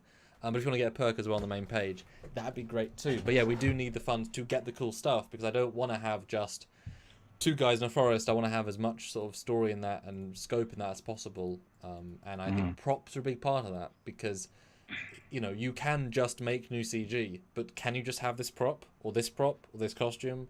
It's harder. It almost is harder. So yeah. Gareth Fairclough, £5. Thank you. What about the Star Trek V tactical uniform? Big chunks of it are slightly modified Melsup woolly pulleys, aka jumpers, and are rarely seen. Yeah, we saw Captain Kirk's uniform from and yeah, I had one of those sweaters, like a military sweater with like the it's oh yeah. Such a weird choice. I like them. They're not really good for Starfleet. No, they're cool enough uniforms. Yeah, well, they're extremely specific, but that is what they are. Like they're commando. Yeah. Yeah. Sean Corpe, $5. Are the Tholians the missing race? I don't know, but we will see the Tholians more than once. I know we both have this running gag of the Tholians are underused, so I'm using the Tholians. Yeah. James McGill, $2. What's the pros and cons of green set versus real set? Now, obviously, I could never build real set, so I'll just say forest, because that's the real set I have. Green screen, every single frame is a digital effect, with everything you'll worry about. But you're in your local environment, you've got everything on tripod, you've got everything nicely controlled, you've got cameras plugged into batteries, you've got good sound, you're great. And there's no airplanes going over. Practical sets, you get to have spontaneity, you get to have much more interesting depth of field, you get to have that real connection, you get to have things you never thought you were going to do, you get to have energy. But you get to have dog walkers walk by and say, what are you doing? Which we had. We're not talking specifically about this one. I think just means for all of them, even with the bridges and stuff. But I can't build real sets, so it's sort of irrelevant. Like, that's the only real set I could do. So, yeah. And I wouldn't even want to build a real set, because, if I spent $45,000 on a real bridge set, that's one bridge, and also a smaller bridge. Or I could spend $45,000 building, like, every single interior for every single Starfleet ship. You know what I mean? Like, I get why real sets would be better, but, they're also limited in a huge way. They make production quicker, but they limit creativity in their own way. And I can't build sets, so I'll build digital sets, or at least have them tweaked. Yeah. Would you prefer working on physical sets? Obviously. Some. I would like. I mean, that shuttle would have been great. I would love to have some. Yeah. Although, actually, no. I'll take it back. I would like to have some set pieces. Give me a bridge console to physically tap on. Yeah. Those things. Yeah, I mean, to be fair, Nim did much better. Like, Nim's great. You can't blame Nim and her. No, she did really great. Yeah. That was I'll be a decade ago in a year and a half, Stuart. It's okay. But yeah, for sure. So I would, and that's, I've encouraged other people to do, especially if they've got a builder on their team, building a wood console and painting it silver, because you're not going to see the LCOS bit, is not hard. Like, for a builder. Yeah. And it's cool. Practical. Sean Corpier, $5. Set P90 system. I have got some P90 gags in it. I'm gonna. I love the P90, and I'm gonna make fun of all of the and phasers. It's gonna be a whole thing. It's like Temporal Anomaly. It's like just the context shift of, well, I've got a phaser, you got a P90. Well, let's make fun of the differences, because in different situations they're worth more, etc., etc. Jarzia, $5. What's meta is that Star Trek is a fictional universe within the Stargate universe. Going to be awkward for the guys from Starfleet. I'll admit, in draft 1, they do offhand say he looks like he's out of Star Trek or something. Move on. Like, perfect. Because he does. No, Star Trek came out a long time ago in the character's life. He's like, oh yeah, something like Star Trek, but he's not obviously thinking he's actually Star Trek. But I just screen on the script a little bit, but I was originally, because you're right. No, you're 100% right. They know Star Trek. If the guy knows Star Trek, and you can't get away from that. Can we name it the Enterprise? No, we can't. Why not? Although the funny thing about doing a Stargate film is that to keep it in canon with Stargate, It's in the past now, so my film takes place in 2011. Because it has to. That's the season of...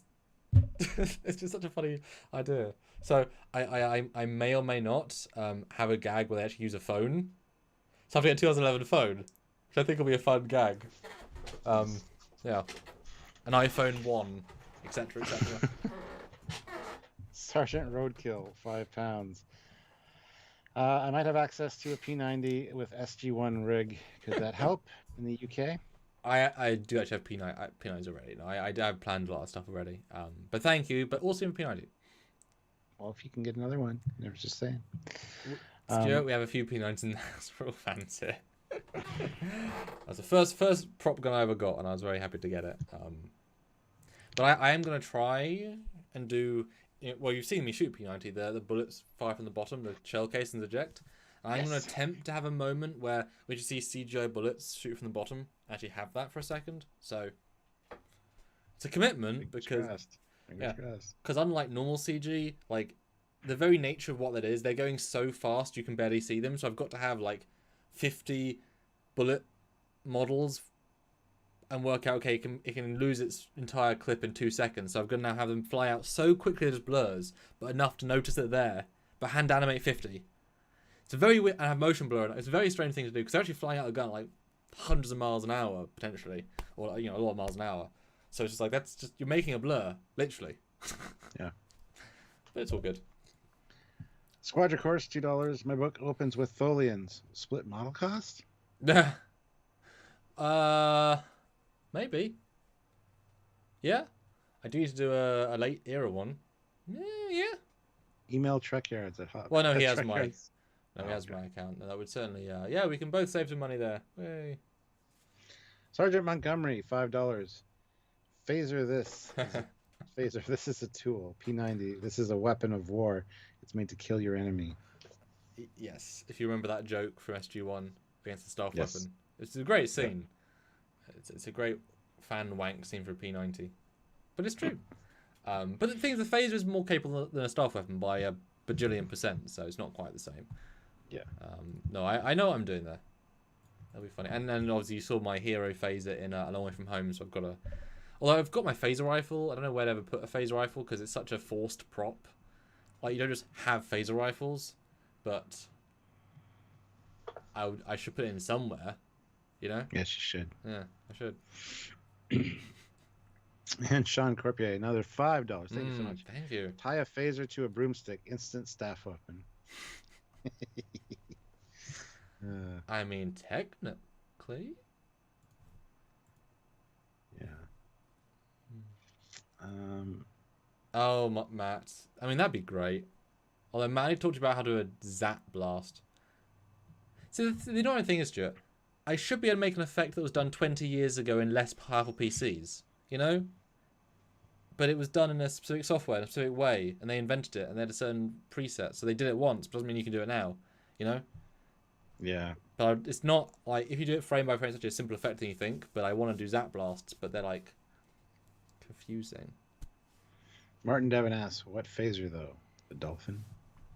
I mean, let me show you the hero close-up from A Long Way From Home. The Dauphine? Oh, wait a minute. That's an episode of TNG. Like, even to the point of I even had a,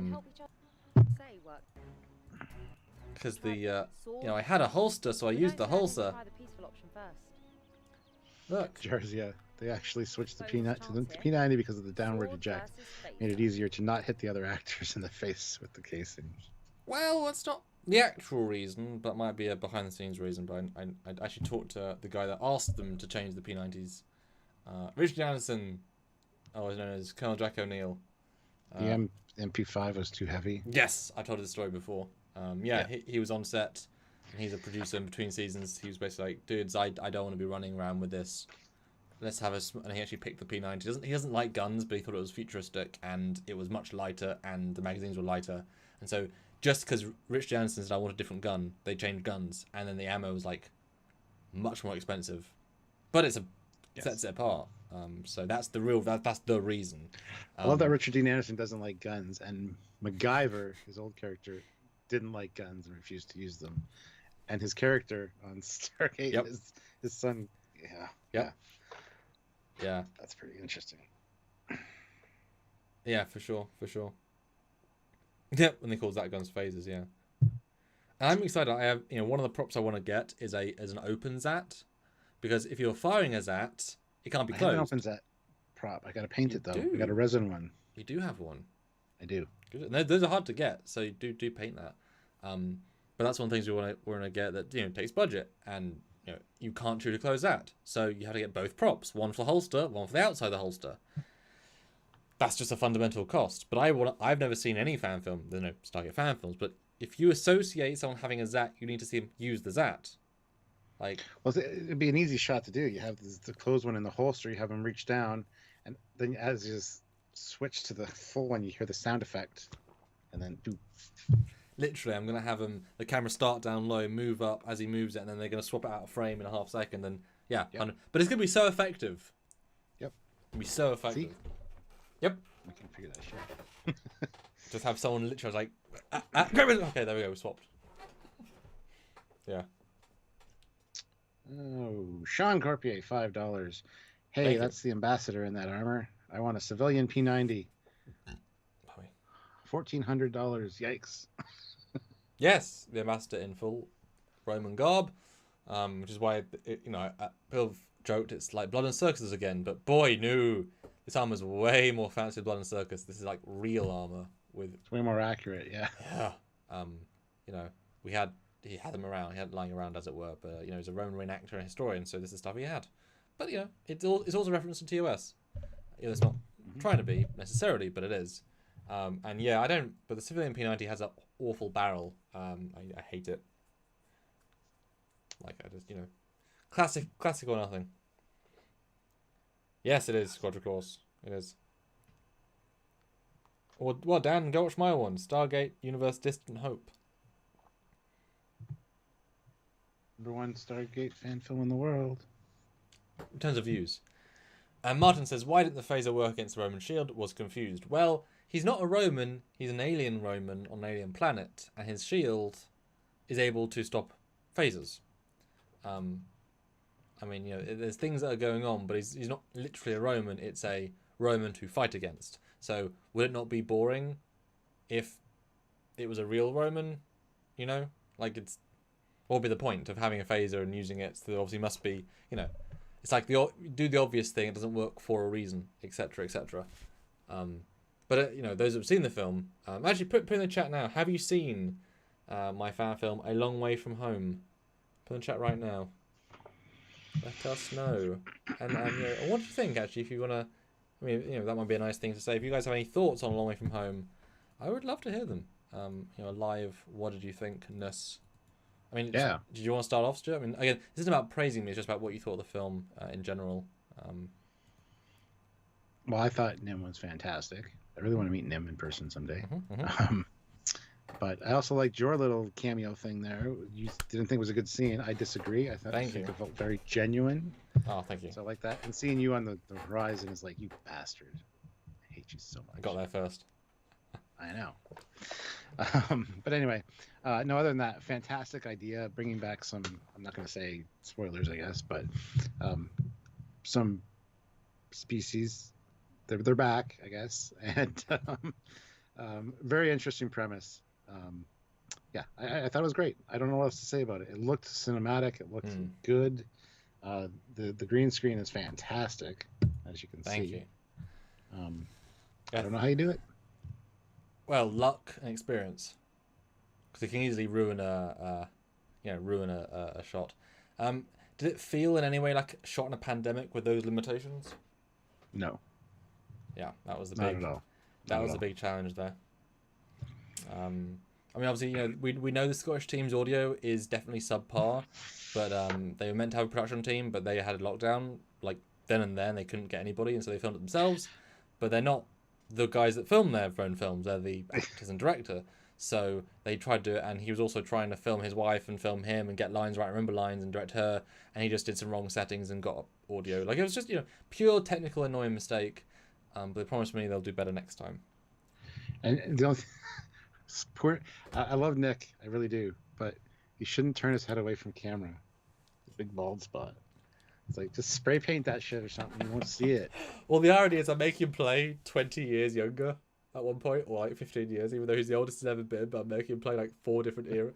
It's great. But he's doing good to say, looking about the same as he did in the olden days. Like, he's doing a good job for sure. Yeah.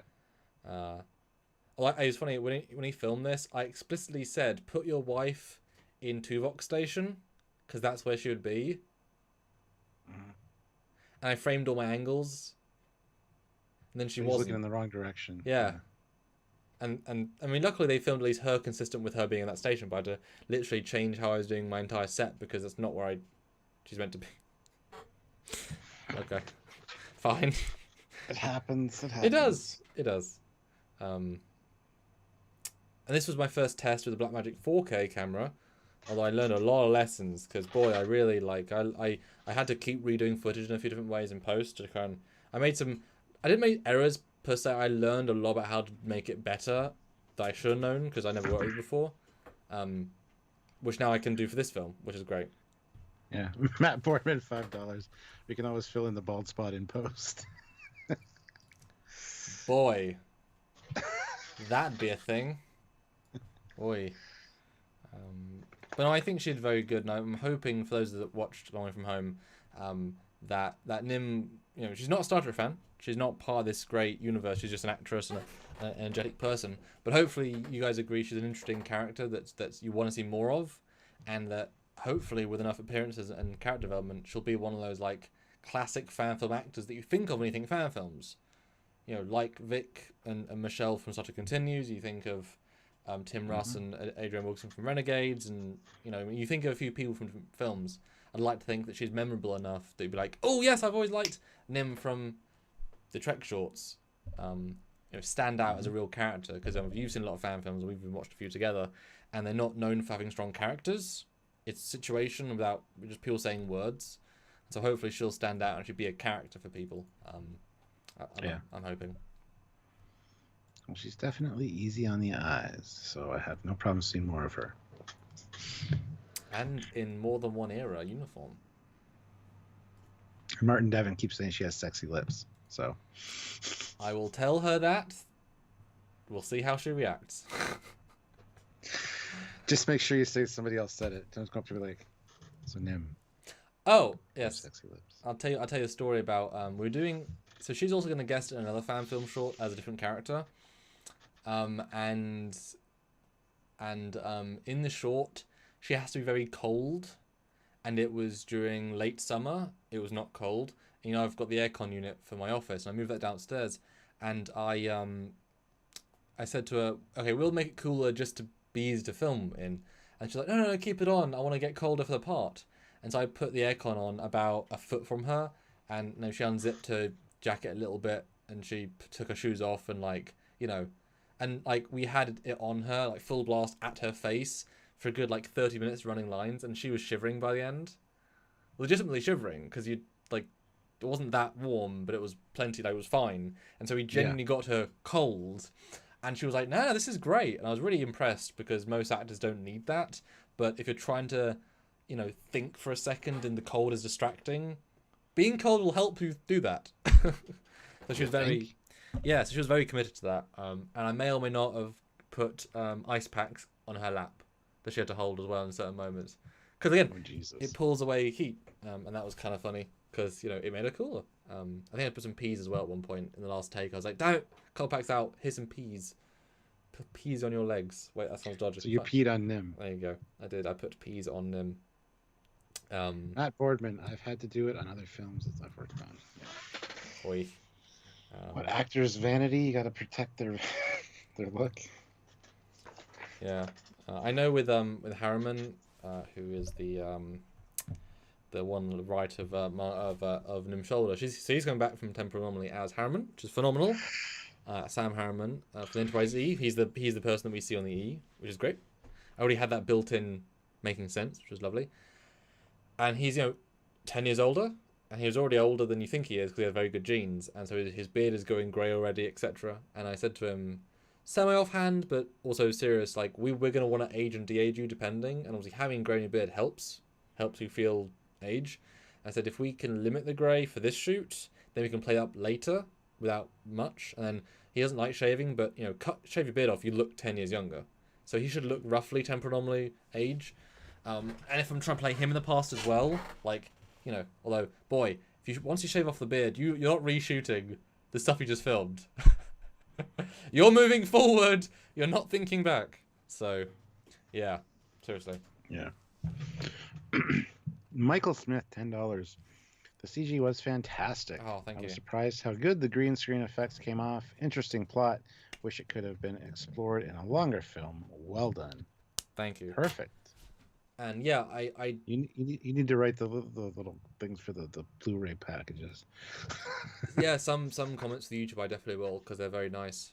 Which I'm surprised about. Like you hope it's good, you think it's good, but until people actually see it, you can't know. And obviously you're biased, my parents are biased, Nim's biased, etc. etc. I mean, you're honest, but you're also biased, and it whichever.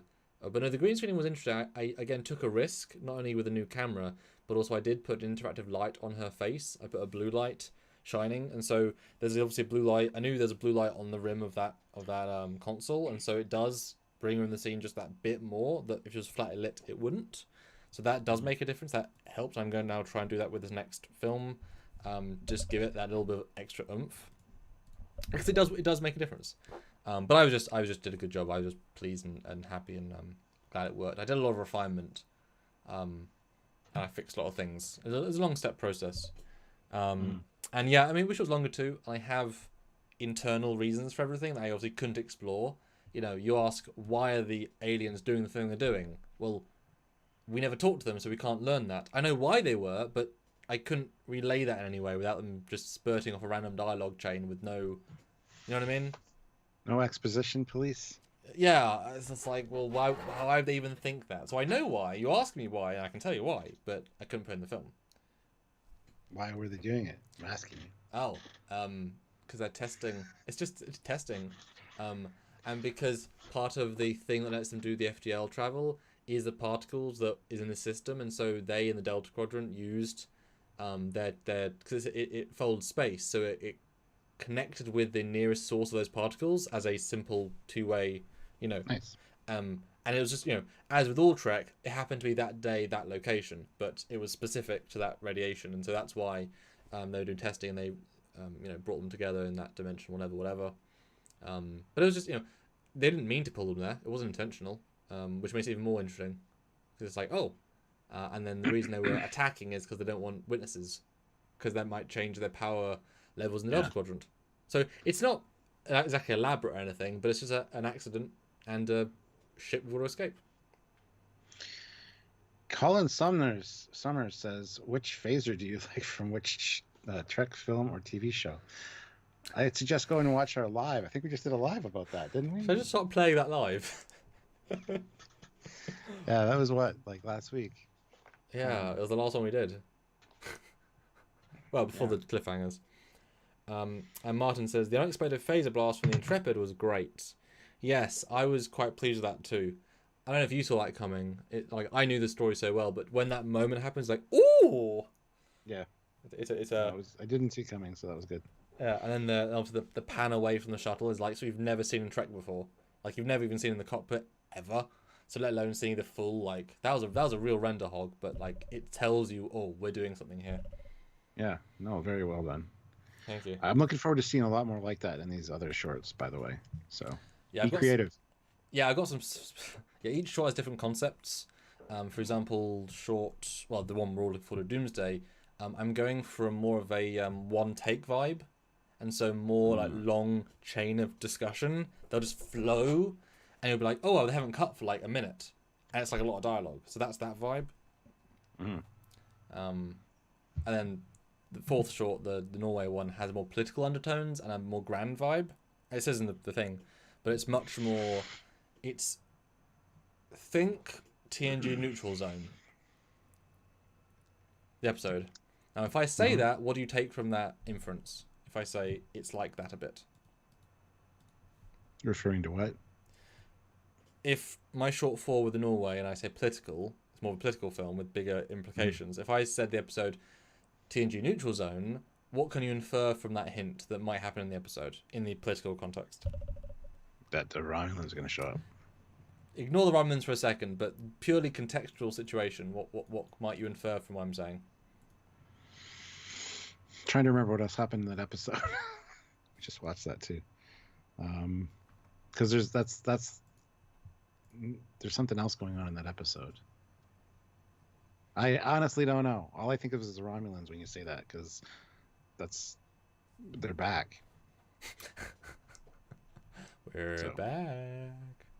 Yeah. Yeah. Just political. Political machinations of what do we do here? Facing a big political force and deciding what you do. Yeah. Okay. Facing off against somebody, etc., etc. So sure we haven't talked much about. The Defiant short. Didn't talk. I vaguely, briefly said about that. But what's fun about the Defiant short? Silent Pain of War, which in my mind refers to every officer. We see DS9 through the eyes of the heroes, and they are very good at what they do. They're very professional. They're high up in the ranks, and no one's below a lieutenant, unless you count O'Brien, but he's also a chief, so whatever. But you don't ever really talk to the lower decks people. What is the lower deck person who you wouldn't expect to even hear their concerns, their worries, their feelings? And so are they not silently living in this pain from war? They can't express it, really. They can't go to Captain Sisko and say, hey, I'm really depressed. He's like, sorry, who are you? You know what I mean? Not in a bad way, just like, I'm dealing with these big grand things. You're this ensign, no offense, just... and so, what is it like to be somebody on the totem chain during one of these wars, and how it might affect you mentally? If you want to jump in there. That's great. No, it goes back to the Lower Decks episode, which is one of the best things about Trek. Honestly, one of my favorite episodes of TNG. Mm-hmm. I hate that there's a series now called Lower Decks. Every time I say Lower Decks, people are gonna think about that. But just to see the everyday kind of situations that are going on behind the scenes of the main stories that you never see, I think that's great. And I think the lead up for those series Lower Decks had more potential for that, because they were like, the main command crew are going to be doing their thing, that you see and hear what's going on, but you don't know get the big picture. I never got that feel from Lower Decks, but especially during wartime, that definitely opens up a lot of possibilities. Like, you got counselors, you've got the department heads that these people have to report to, that are basically substituting for Captain Sisko, as you said. No way these ensigns are going to go talk to Captain Sisko. You got to get through your department head and all that to get there. So yeah, there's going to be dealing with stuff that you don't even think about. And Sisko's, he's seasoned. He's been through the stuff. He's lost his wife. So already had that pain. Yeah, exactly. So I think that's a fantastic idea for a story. As you know, I do like the episode Lower Decks for that very reason, to see the kind of outside the box thing. So and I just like the idea that of all the fan films out there who can use a Defiant, to only show her docked at the station. It's just a funny, stupid idea, but it's like, what a statement, Yeah. This episode of the Defiant, it's all only docked. We ain't ever leaving space dock, because that's the point. It's not at war. It's actually in the berth. Yeah, and I just like the idea of that part of the story, like I said, is that one of the characters has been not on the front line, because the Defiant is, by its very nature, the tip of the spear. So they see things that no one else sees. You go to a random New Orleans or Nova class that's in the Beta Quadrant, you say the Dominion War, you say the Klingon War, it's not going to affect them. They'll say, it's not the Cardassian War, who cares? Like, in the context of it hasn't affected me personally. And so when you take somebody from those middle, faraway places working on an average assignment straight to the front line, talking to someone that's been on the front line since day one, that context difference, that tension of different understanding, that's part of the story. Seeing that, what one thing does, the silent pain of the war that I've been living and I've been doing for you. But at the same time, they've still got to be a good officer. That's why they're there. They're on a very prestigious assignment. There's a reason for that, etc., etc. So it's trying to balance those different things and still come away with a positive message, even with a darker tone. And this one is definitely one that I've written for Nim to actually act. Like this is her acting. That's what we call it, her acting episode, where it's all about her delivering a really meaty performance that you wouldn't necessarily think you wanted, but it's a story in the Dominion War that you wouldn't necessarily expect to see. You know, Squadron just did a film in the Dominion War, and it was a big pew pew story with the Jem'Hadar. Brilliant. This is the really small story that you've never really seen. It's more like Nog with his legs, you know? It's that sort of story. It's very intimate, very personal. And through it, we get to actually walk around the different Defiant sets, or at least a good chunk of them. And fan films have never done that. They've never just walked around the Defiant. And so getting to see that fresh again, I'm excited for. I've been building up to that for 7 months, because there are a lot of sets to build, and they're complicated, as you can imagine. But you expect a certain level of quality. You know, the Defiant is a big deal. And so it's got to look good, you know? You should have them walk by a room and have just Klingon opera just blaring behind the door, and just ignore I like that. Just ignore that. That's a good joke. I like that. I'll have to nick that. And you heard it here first, folks. And who's in those quarters? Oh, that's Glenn Wolf. We don't. Don't bug him. If the music's playing, we are not talking to him. Yeah. Oh, that's good. That's good. But guys, we're coming out to the last minute. I mean, at this point, the final super chat slot is sort of just whatever you wanna give. But I'd love to see that $25 of matched donations. If you want to put in any comments, questions, thoughts, sort of quick fire round, like say 5 5s would be phenomenal. This is obviously, as you can see, the numbers, Stuart, has been extremely amazing. Wow. Very good, very good. We were both expecting a lot less, so I'm very blessed. I feel very blessed. You know, it will make a big difference to the campaign. Anyone can deny that. You know, we're going to go ahead and work out what this was, and then after the algorithm takes out their cut, and then put something in, and it'll make a big difference. So thank you, everyone.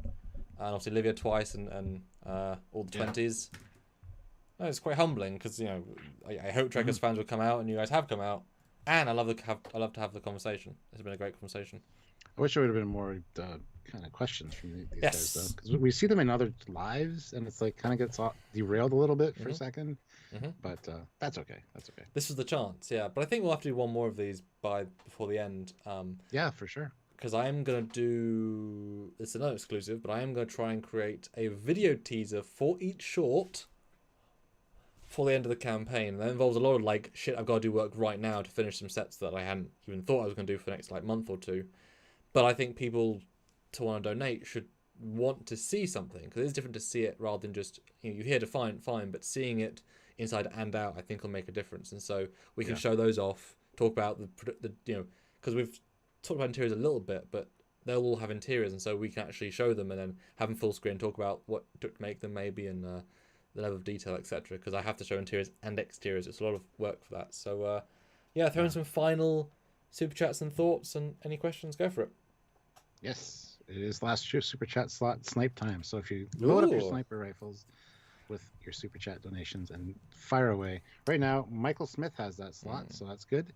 We could use another 4 likes. I mean, it's a very small number, but 125 would be a good number to get to. So 4 more likes would be fantastic if you haven't. But I'm pleased that we did just get another Indiegogo donation. Ooh. We got one during the stream, but also we got lots of this from John Thornberry, £50, which is the commander level. So fan smegging-tastic. That is amazing. Thank you so much. Lovely to get one direct donation as well. And we can click the update button. 2,451. Still 30%. Didn't quite hit the 33. But so this record will help. So thank you very, very much for that directly. And if you're in the chat right now, John, say hey, because that's awesome. All right. Ozzy has a question. Who has a question? Ozzy, sorry? President Medeiros. Will Super Captain Foley be in one of the shorts again? Yes. I assume he would. I mean, it's harder with Stuart, obviously, because he's in a different era. I love how it's actually a problem. It's like, oh no, it's a different era. How do we make that work? But I have considered this, and at the very least, at the very least, I can like bring you into the future. Maybe I've contemplated that, bring yeah, finding you about in a a few time. different things. Yeah, that's obviously a bit elaborate to do, given that I'm now creating this whole, whatever. But even just in a format of having that as a big little film, especially if I'm going to see you and can bring the cameras, like filming you is key for that. Like, can't be on your phone, but but yeah, it's gonna be nice. I am doing something here, but I am still paying attention. Don't worry, it's something related. So I know Stuart can act, and he's totally able to. Who knows if he can remember lines? I know I can't, so no shade on if you can't. I certainly can't, but it would be fun. I know we have, if Convergence had happened in a different way, we would have had you come down and actually interact with everybody, meet everybody. Although you did meet Nick at the end of the day with coming to Birmingham, Yes. so you did kind of get a little bit of that. Oh look, he's not as tall as he could be moment. yeah, exactly. Wonderful Matt guy, Boardman. Wonderful guy. Matt Boardman, $5. Trek Short Snipe. Ooh. And Squadra Course, $2. Supporting fan films, they're keeping support fan films, they're keeping canon alive. That should be the new slogan for fan films. They're keeping canon alive, just to piss off CBS. Yeah, I mean, I don't want to say that, obviously. I mean, no. It's true, though. Yeah, I'm obviously not... I'm not as limited in... There's no legal issues with me using anything and everything. Obviously, apart from I can't use, like, scores, whatever. Apart from those literal things. But, if I want to include part of TNG or TOS or Voyager or DS9 or comics, it's all part of it because it's a fan film. I think that's important. We've said it should always fit in the timeline, fit in the universe. So it's good. And, not to say I won't even include something from Picard or Discovery. I have joked. I might not make this one, so I'll tell people and let me know how funny you think it would be as a kind of whatever way to end on. Because I'd love, $7 more. 7? No? I have joked about doing a little short where Horizon stumbles upon a Shinjo probably, like floating, and we're like, the hell is this? Oh, it's a really old ship. And we beam onto the bridge and we're like, this is such big bridge. How did this one? Space. And we just make fun of it for a bit because it's like, why is everything so big and dumb looking? But very in canon. Like we would say, wow, helm consoles really shrunk since this era. This one is like 5 people wide. Like very specific reference to mistakes they made, like design wise. And why is the ceiling 2 decks? What a waste of space. I know, right?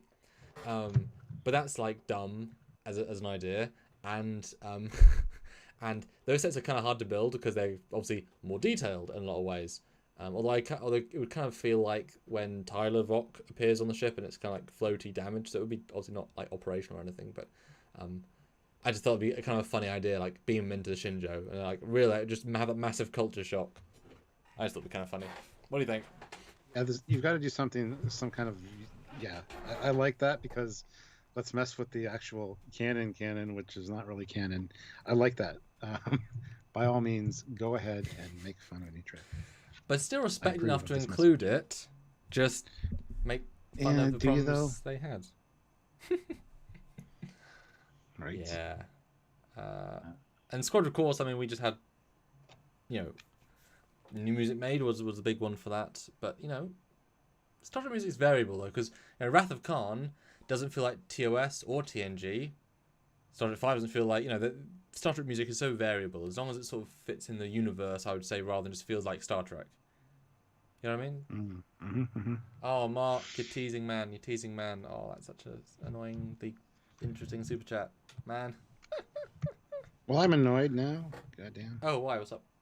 I was trying to get the captain perk, and it's saying both my the 3 credits I was using are invalid cards on this entry. You wanted to become a 3rd level captain, did you? Yeah, I just want my name in the credits.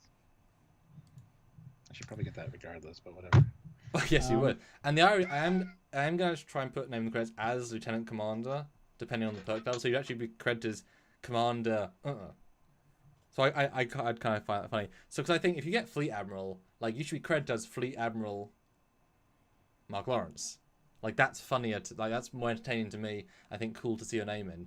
So like, wow, there's so many admirals in this film. What the hell? I just kind of find it funny. Or maybe for next stream. Please enter all required information. It's just saying invalid card, and I've tried like 3 different credit cards now. That should all work fine. Whatever. Okay. True. Anyway, let's get back to the super chat. Yes. I think I read Matt Boardman's $5 Trek show yes. tonight. Squadron Course $2 support fan. I read that one too. Matt Boardman $2 pew pew pew. Thank you. There will be some pews and some second pews. Sean Corpay $5. What? No disco shorts? LOL, kidding. No Picard either, please. Like I said, I have a slight inclination to include a little bit of Picard in a flash forward situation. That's a work in progress. So these are like small things. Although at the very least, I feel like we should have a Discovery shuttle in something. I think we both agree. Just like but like I would probably do like an actual TNG version, like properly do it. Like, if I can do it, you know, or like, you know, maybe, or you know what you should do? Have a short where we go to the hauled garbage section of the Starfleet. Yes, I was going to say something about garbage. Yes. And there's a freighter, like a tug, and it's hauling away just a full Discovery shuttles. Hauled away as like garbage. A big bag, like mesh bag full of Discovery shuttles, just like being dragged. Wouldn't that be a great shot, though? Yeah. And just cuts to Koloth saying, hauled away as garbage. Because they are garbage. He hasn't even got an accent. It's just funny if you say it in a vaguely Scottish accent. I don't know. Yeah. Michael Smith, $7. Oh, thank you. Work, guys. Thank you. Mark Lawrence, $5. I'll double my contributions if those lines are added. That's what I joked about, if to add the Discovery sucks bit. Hey, Mark, maybe you could sponsor an entire short just to have that short be made. It would. I mean, I think we'd all watch it and it'd be kind of fun. Let's be fair. Yeah, it's like James Colley's taking care of the 2009 Enterprise with the Acme thing. That's hilarious. My only issue is that the Discovery bridge is even bigger, but you couldn't find the Discovery. Although maybe you find the Glen. We could work out what happened to the Glen. And what happened to the Crossfield? That's what I mean. Sorry, the Crossfield. Yeah. Oh, wouldn't that be awkward? Just be on the Discovery bridge and like,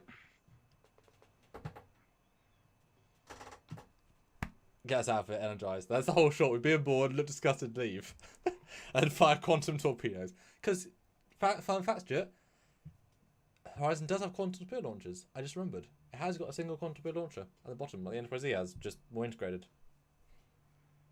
So I've never used because it's never been in the film properly. I don't even think used in Convergence, actually. Why don't you use quantum, Stuart? Huh. That's a good question. That's a good question. I don't have an answer. Well, Mark, email me. Maybe we can work out a long-term plan, because I think that could be kind of fun. I know Matt Boardman has a Discovery fan model that looks phenomenal, so the CGI could look incredible. I do know how to get Discovery deck plans because they released them once. And Stuart, how do you texture the Discovery bridge? The answer is copper. Copper. Just copper. Yes. And shiny floor. Keep talking for a second. I think I figured this out. Okay, well, guys, put in the chat right now. Seriously, would you want to see let's be fair, this is not a making fun of in the literal sense. It's more just noting inconsistencies with the universe reference. Would you want to see my USS Horizon find the USS Crossfield, the original first version of the Discovery Crossfield class, and it's deserted? It looks exactly the same as it does in Discovery, because that would be the point. We've been on board the bridge, and we make note of some of its inconsistencies: the huge ceiling, the weird shapes. We walk around a little bit, the view screen window. Let us know in the comments right now. Would you want to see that? Because that would not be the most expensive one budget to make. And it would be a short, but I mean visually it'd be kind of cool to see the Horizon warp in and see Discovery. I mean, weird. Although then you'd be saying to me, Stuart, you'd be like, how have you made the Discovery look better than it does in the show? And I'd be like, I'm sorry, Stuart. I'm not sorry. It'd be that sort of vibe. Oh, Stuart, I got a new contribution. Did you? I recognise that name. So does that mean you're Captain Lord Foley? How should the title be known? Captain Lord Foley will be fine. Or Lord Captain. Actually, Captain Lord Captain. No, Lord Captain's fine. Lord Captain Foley. So 2 donations. Oh, it hasn't gone through yet. But we'll let it update on the Indiegogo. But I think you may have just got us past the 33 mark. That was a very generous one, Stuart. Thank you. That's very unnecessary, given you're actually in it. So thank you. Very kind. It's fine. It's fine. We'll update that when it comes in, and we can see that. Yep, 33%, Stuart. You got us to 1/3 funding, which is actually a cool thing to be able to say. Stuart, high five. I can live 5 each. 2,537 plus this live's worth of money, so I'll guess another little jump. Fantastic. So yeah, put in the comments right now. Well, I'm not sure. Would I destroy the discovery of the crossfield at the end? I think I have to take it to a museum. I think that would be the end. I don't think I could destroy it because that feels too mean. No, have it. You decide to take it to a museum, and as you're towing it, it just does. It's gone. Oh, never to be seen again.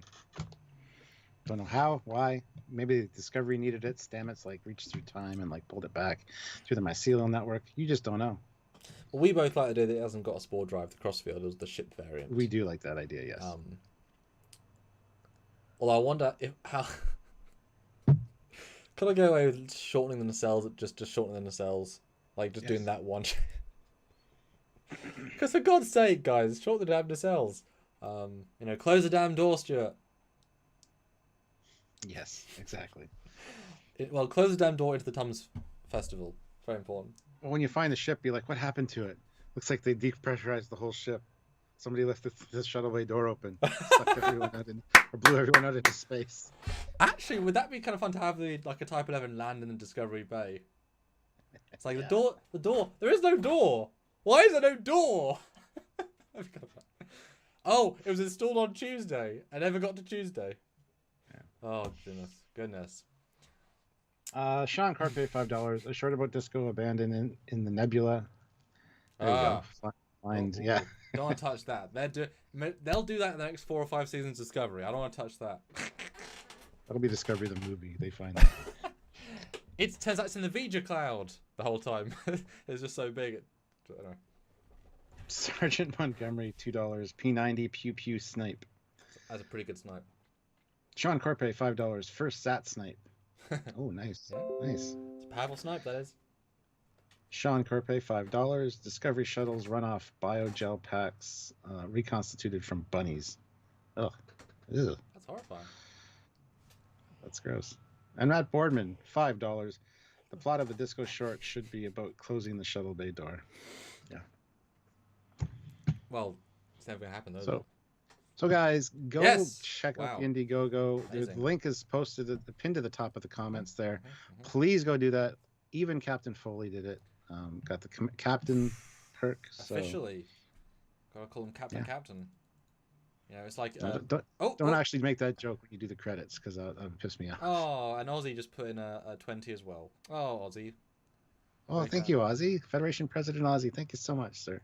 So we got 3 in one go, which, is fantastic. Wow, wow, wonderful. And then obviously this... I mean, guys, seriously, I've just bought new costumes and new set pieces, and this has been a big jump. So thanks. But I mean, you guys know I'm going to put my heart and soul and a lot of work into this, so yeah. And Michael Smith puts in $5. I would approve finding the crossfield only if it is shown on screen coming from another reality. That's the line, isn't it? It's funnier if it's canon and you make fun of it. That's funnier, right? Because then you also you should just have it with shorter nacelles, different type of nacelles, and have it be like, I definitely preferred these old style nacelles to the new ones they used, or whatever, the ones they replaced them with. Well, I'd probably also make it that it was the entire Crossfield project was classified, the entire thing, so we wouldn't even know the ship. Or maybe we scan it and it hacks our scanners and controls face comes on, and we, there's funny things you can do. But I'm actually kind of intrigued now doing finding the Crossfield, because that's an interesting little story. We've talked about what that could be as a story, just the Crossfield, and so actually it was lost in the beta quadrant or whatever. It could be kind of funny. But I couldn't destroy it. I know I'd want to, but if I'm doing it, I got to treat it with the appropriate amount of respect and disrespect at the same time. That's the key. It's not about making fun of it. It's about showing why it's silly. That's why. That's the cleverness. Maybe. Oh yes, 4 more likes. Last 4 more like likes gets to 130, and Sean Corpay $5. Second. Oh. Second. That's nice. You just killed this live, man. Damn. That's so sad. And also, if you want to watch Longer from Home, we're at 22,735. I'll refresh. 22,887 views, which is phenomenal. Like I said, I'm super thrilled by that. I couldn't really be happier. I mean, obviously, 1 million views, but that's not going to happen, so I couldn't be happier. But go watch it, comment. It helps out algorithms. And look forward to more. This live is definitely helping. Helping for sure. Thank you, Stuart. Very kind. Appreciate Anytime, it. Man. You should have done it earlier. I just didn't think. I'll maybe do it on the live, and then I kind of forgot about it. It's like, anyway, it's done. Yeah, well, it made sense. I mean, it's recorded. It's like when we did the Indiegogo ourselves, and we actually reached our goal in the Indiegogo, and I was like, oh, this is great. Like, that's recorded. Yeah. But yeah, I think we're good, and we will see. Well, I won't see you because I'm not tomorrow, but Thursday I'm filming the Doomsday Machine short, which means you'll see pictures, and I'm sure when we do our next live, I can show exclusive stuff, including some behind the scenes videos. It'll be fun, and then live on Friday, and then we'll see regular stuff after that. So yeah, thank you so much, guys. Amazing. Ooh, hold on. Sergeant Montgomery, Crossfield found my pack lids. Oh, that's good. That's good. Pack lids track trip to the horizon. That's embarrassing. I like that. Yeah. That's good. Thanks so much, guys. We'll see you next time. Bye, everybody. Oh, he's Commander Calkins. He's Commander, Director, Writer, VFX. That's it. SFX is sound. And Commander Calkins. And he is Captain Lord Foley. Actor extraordinaire.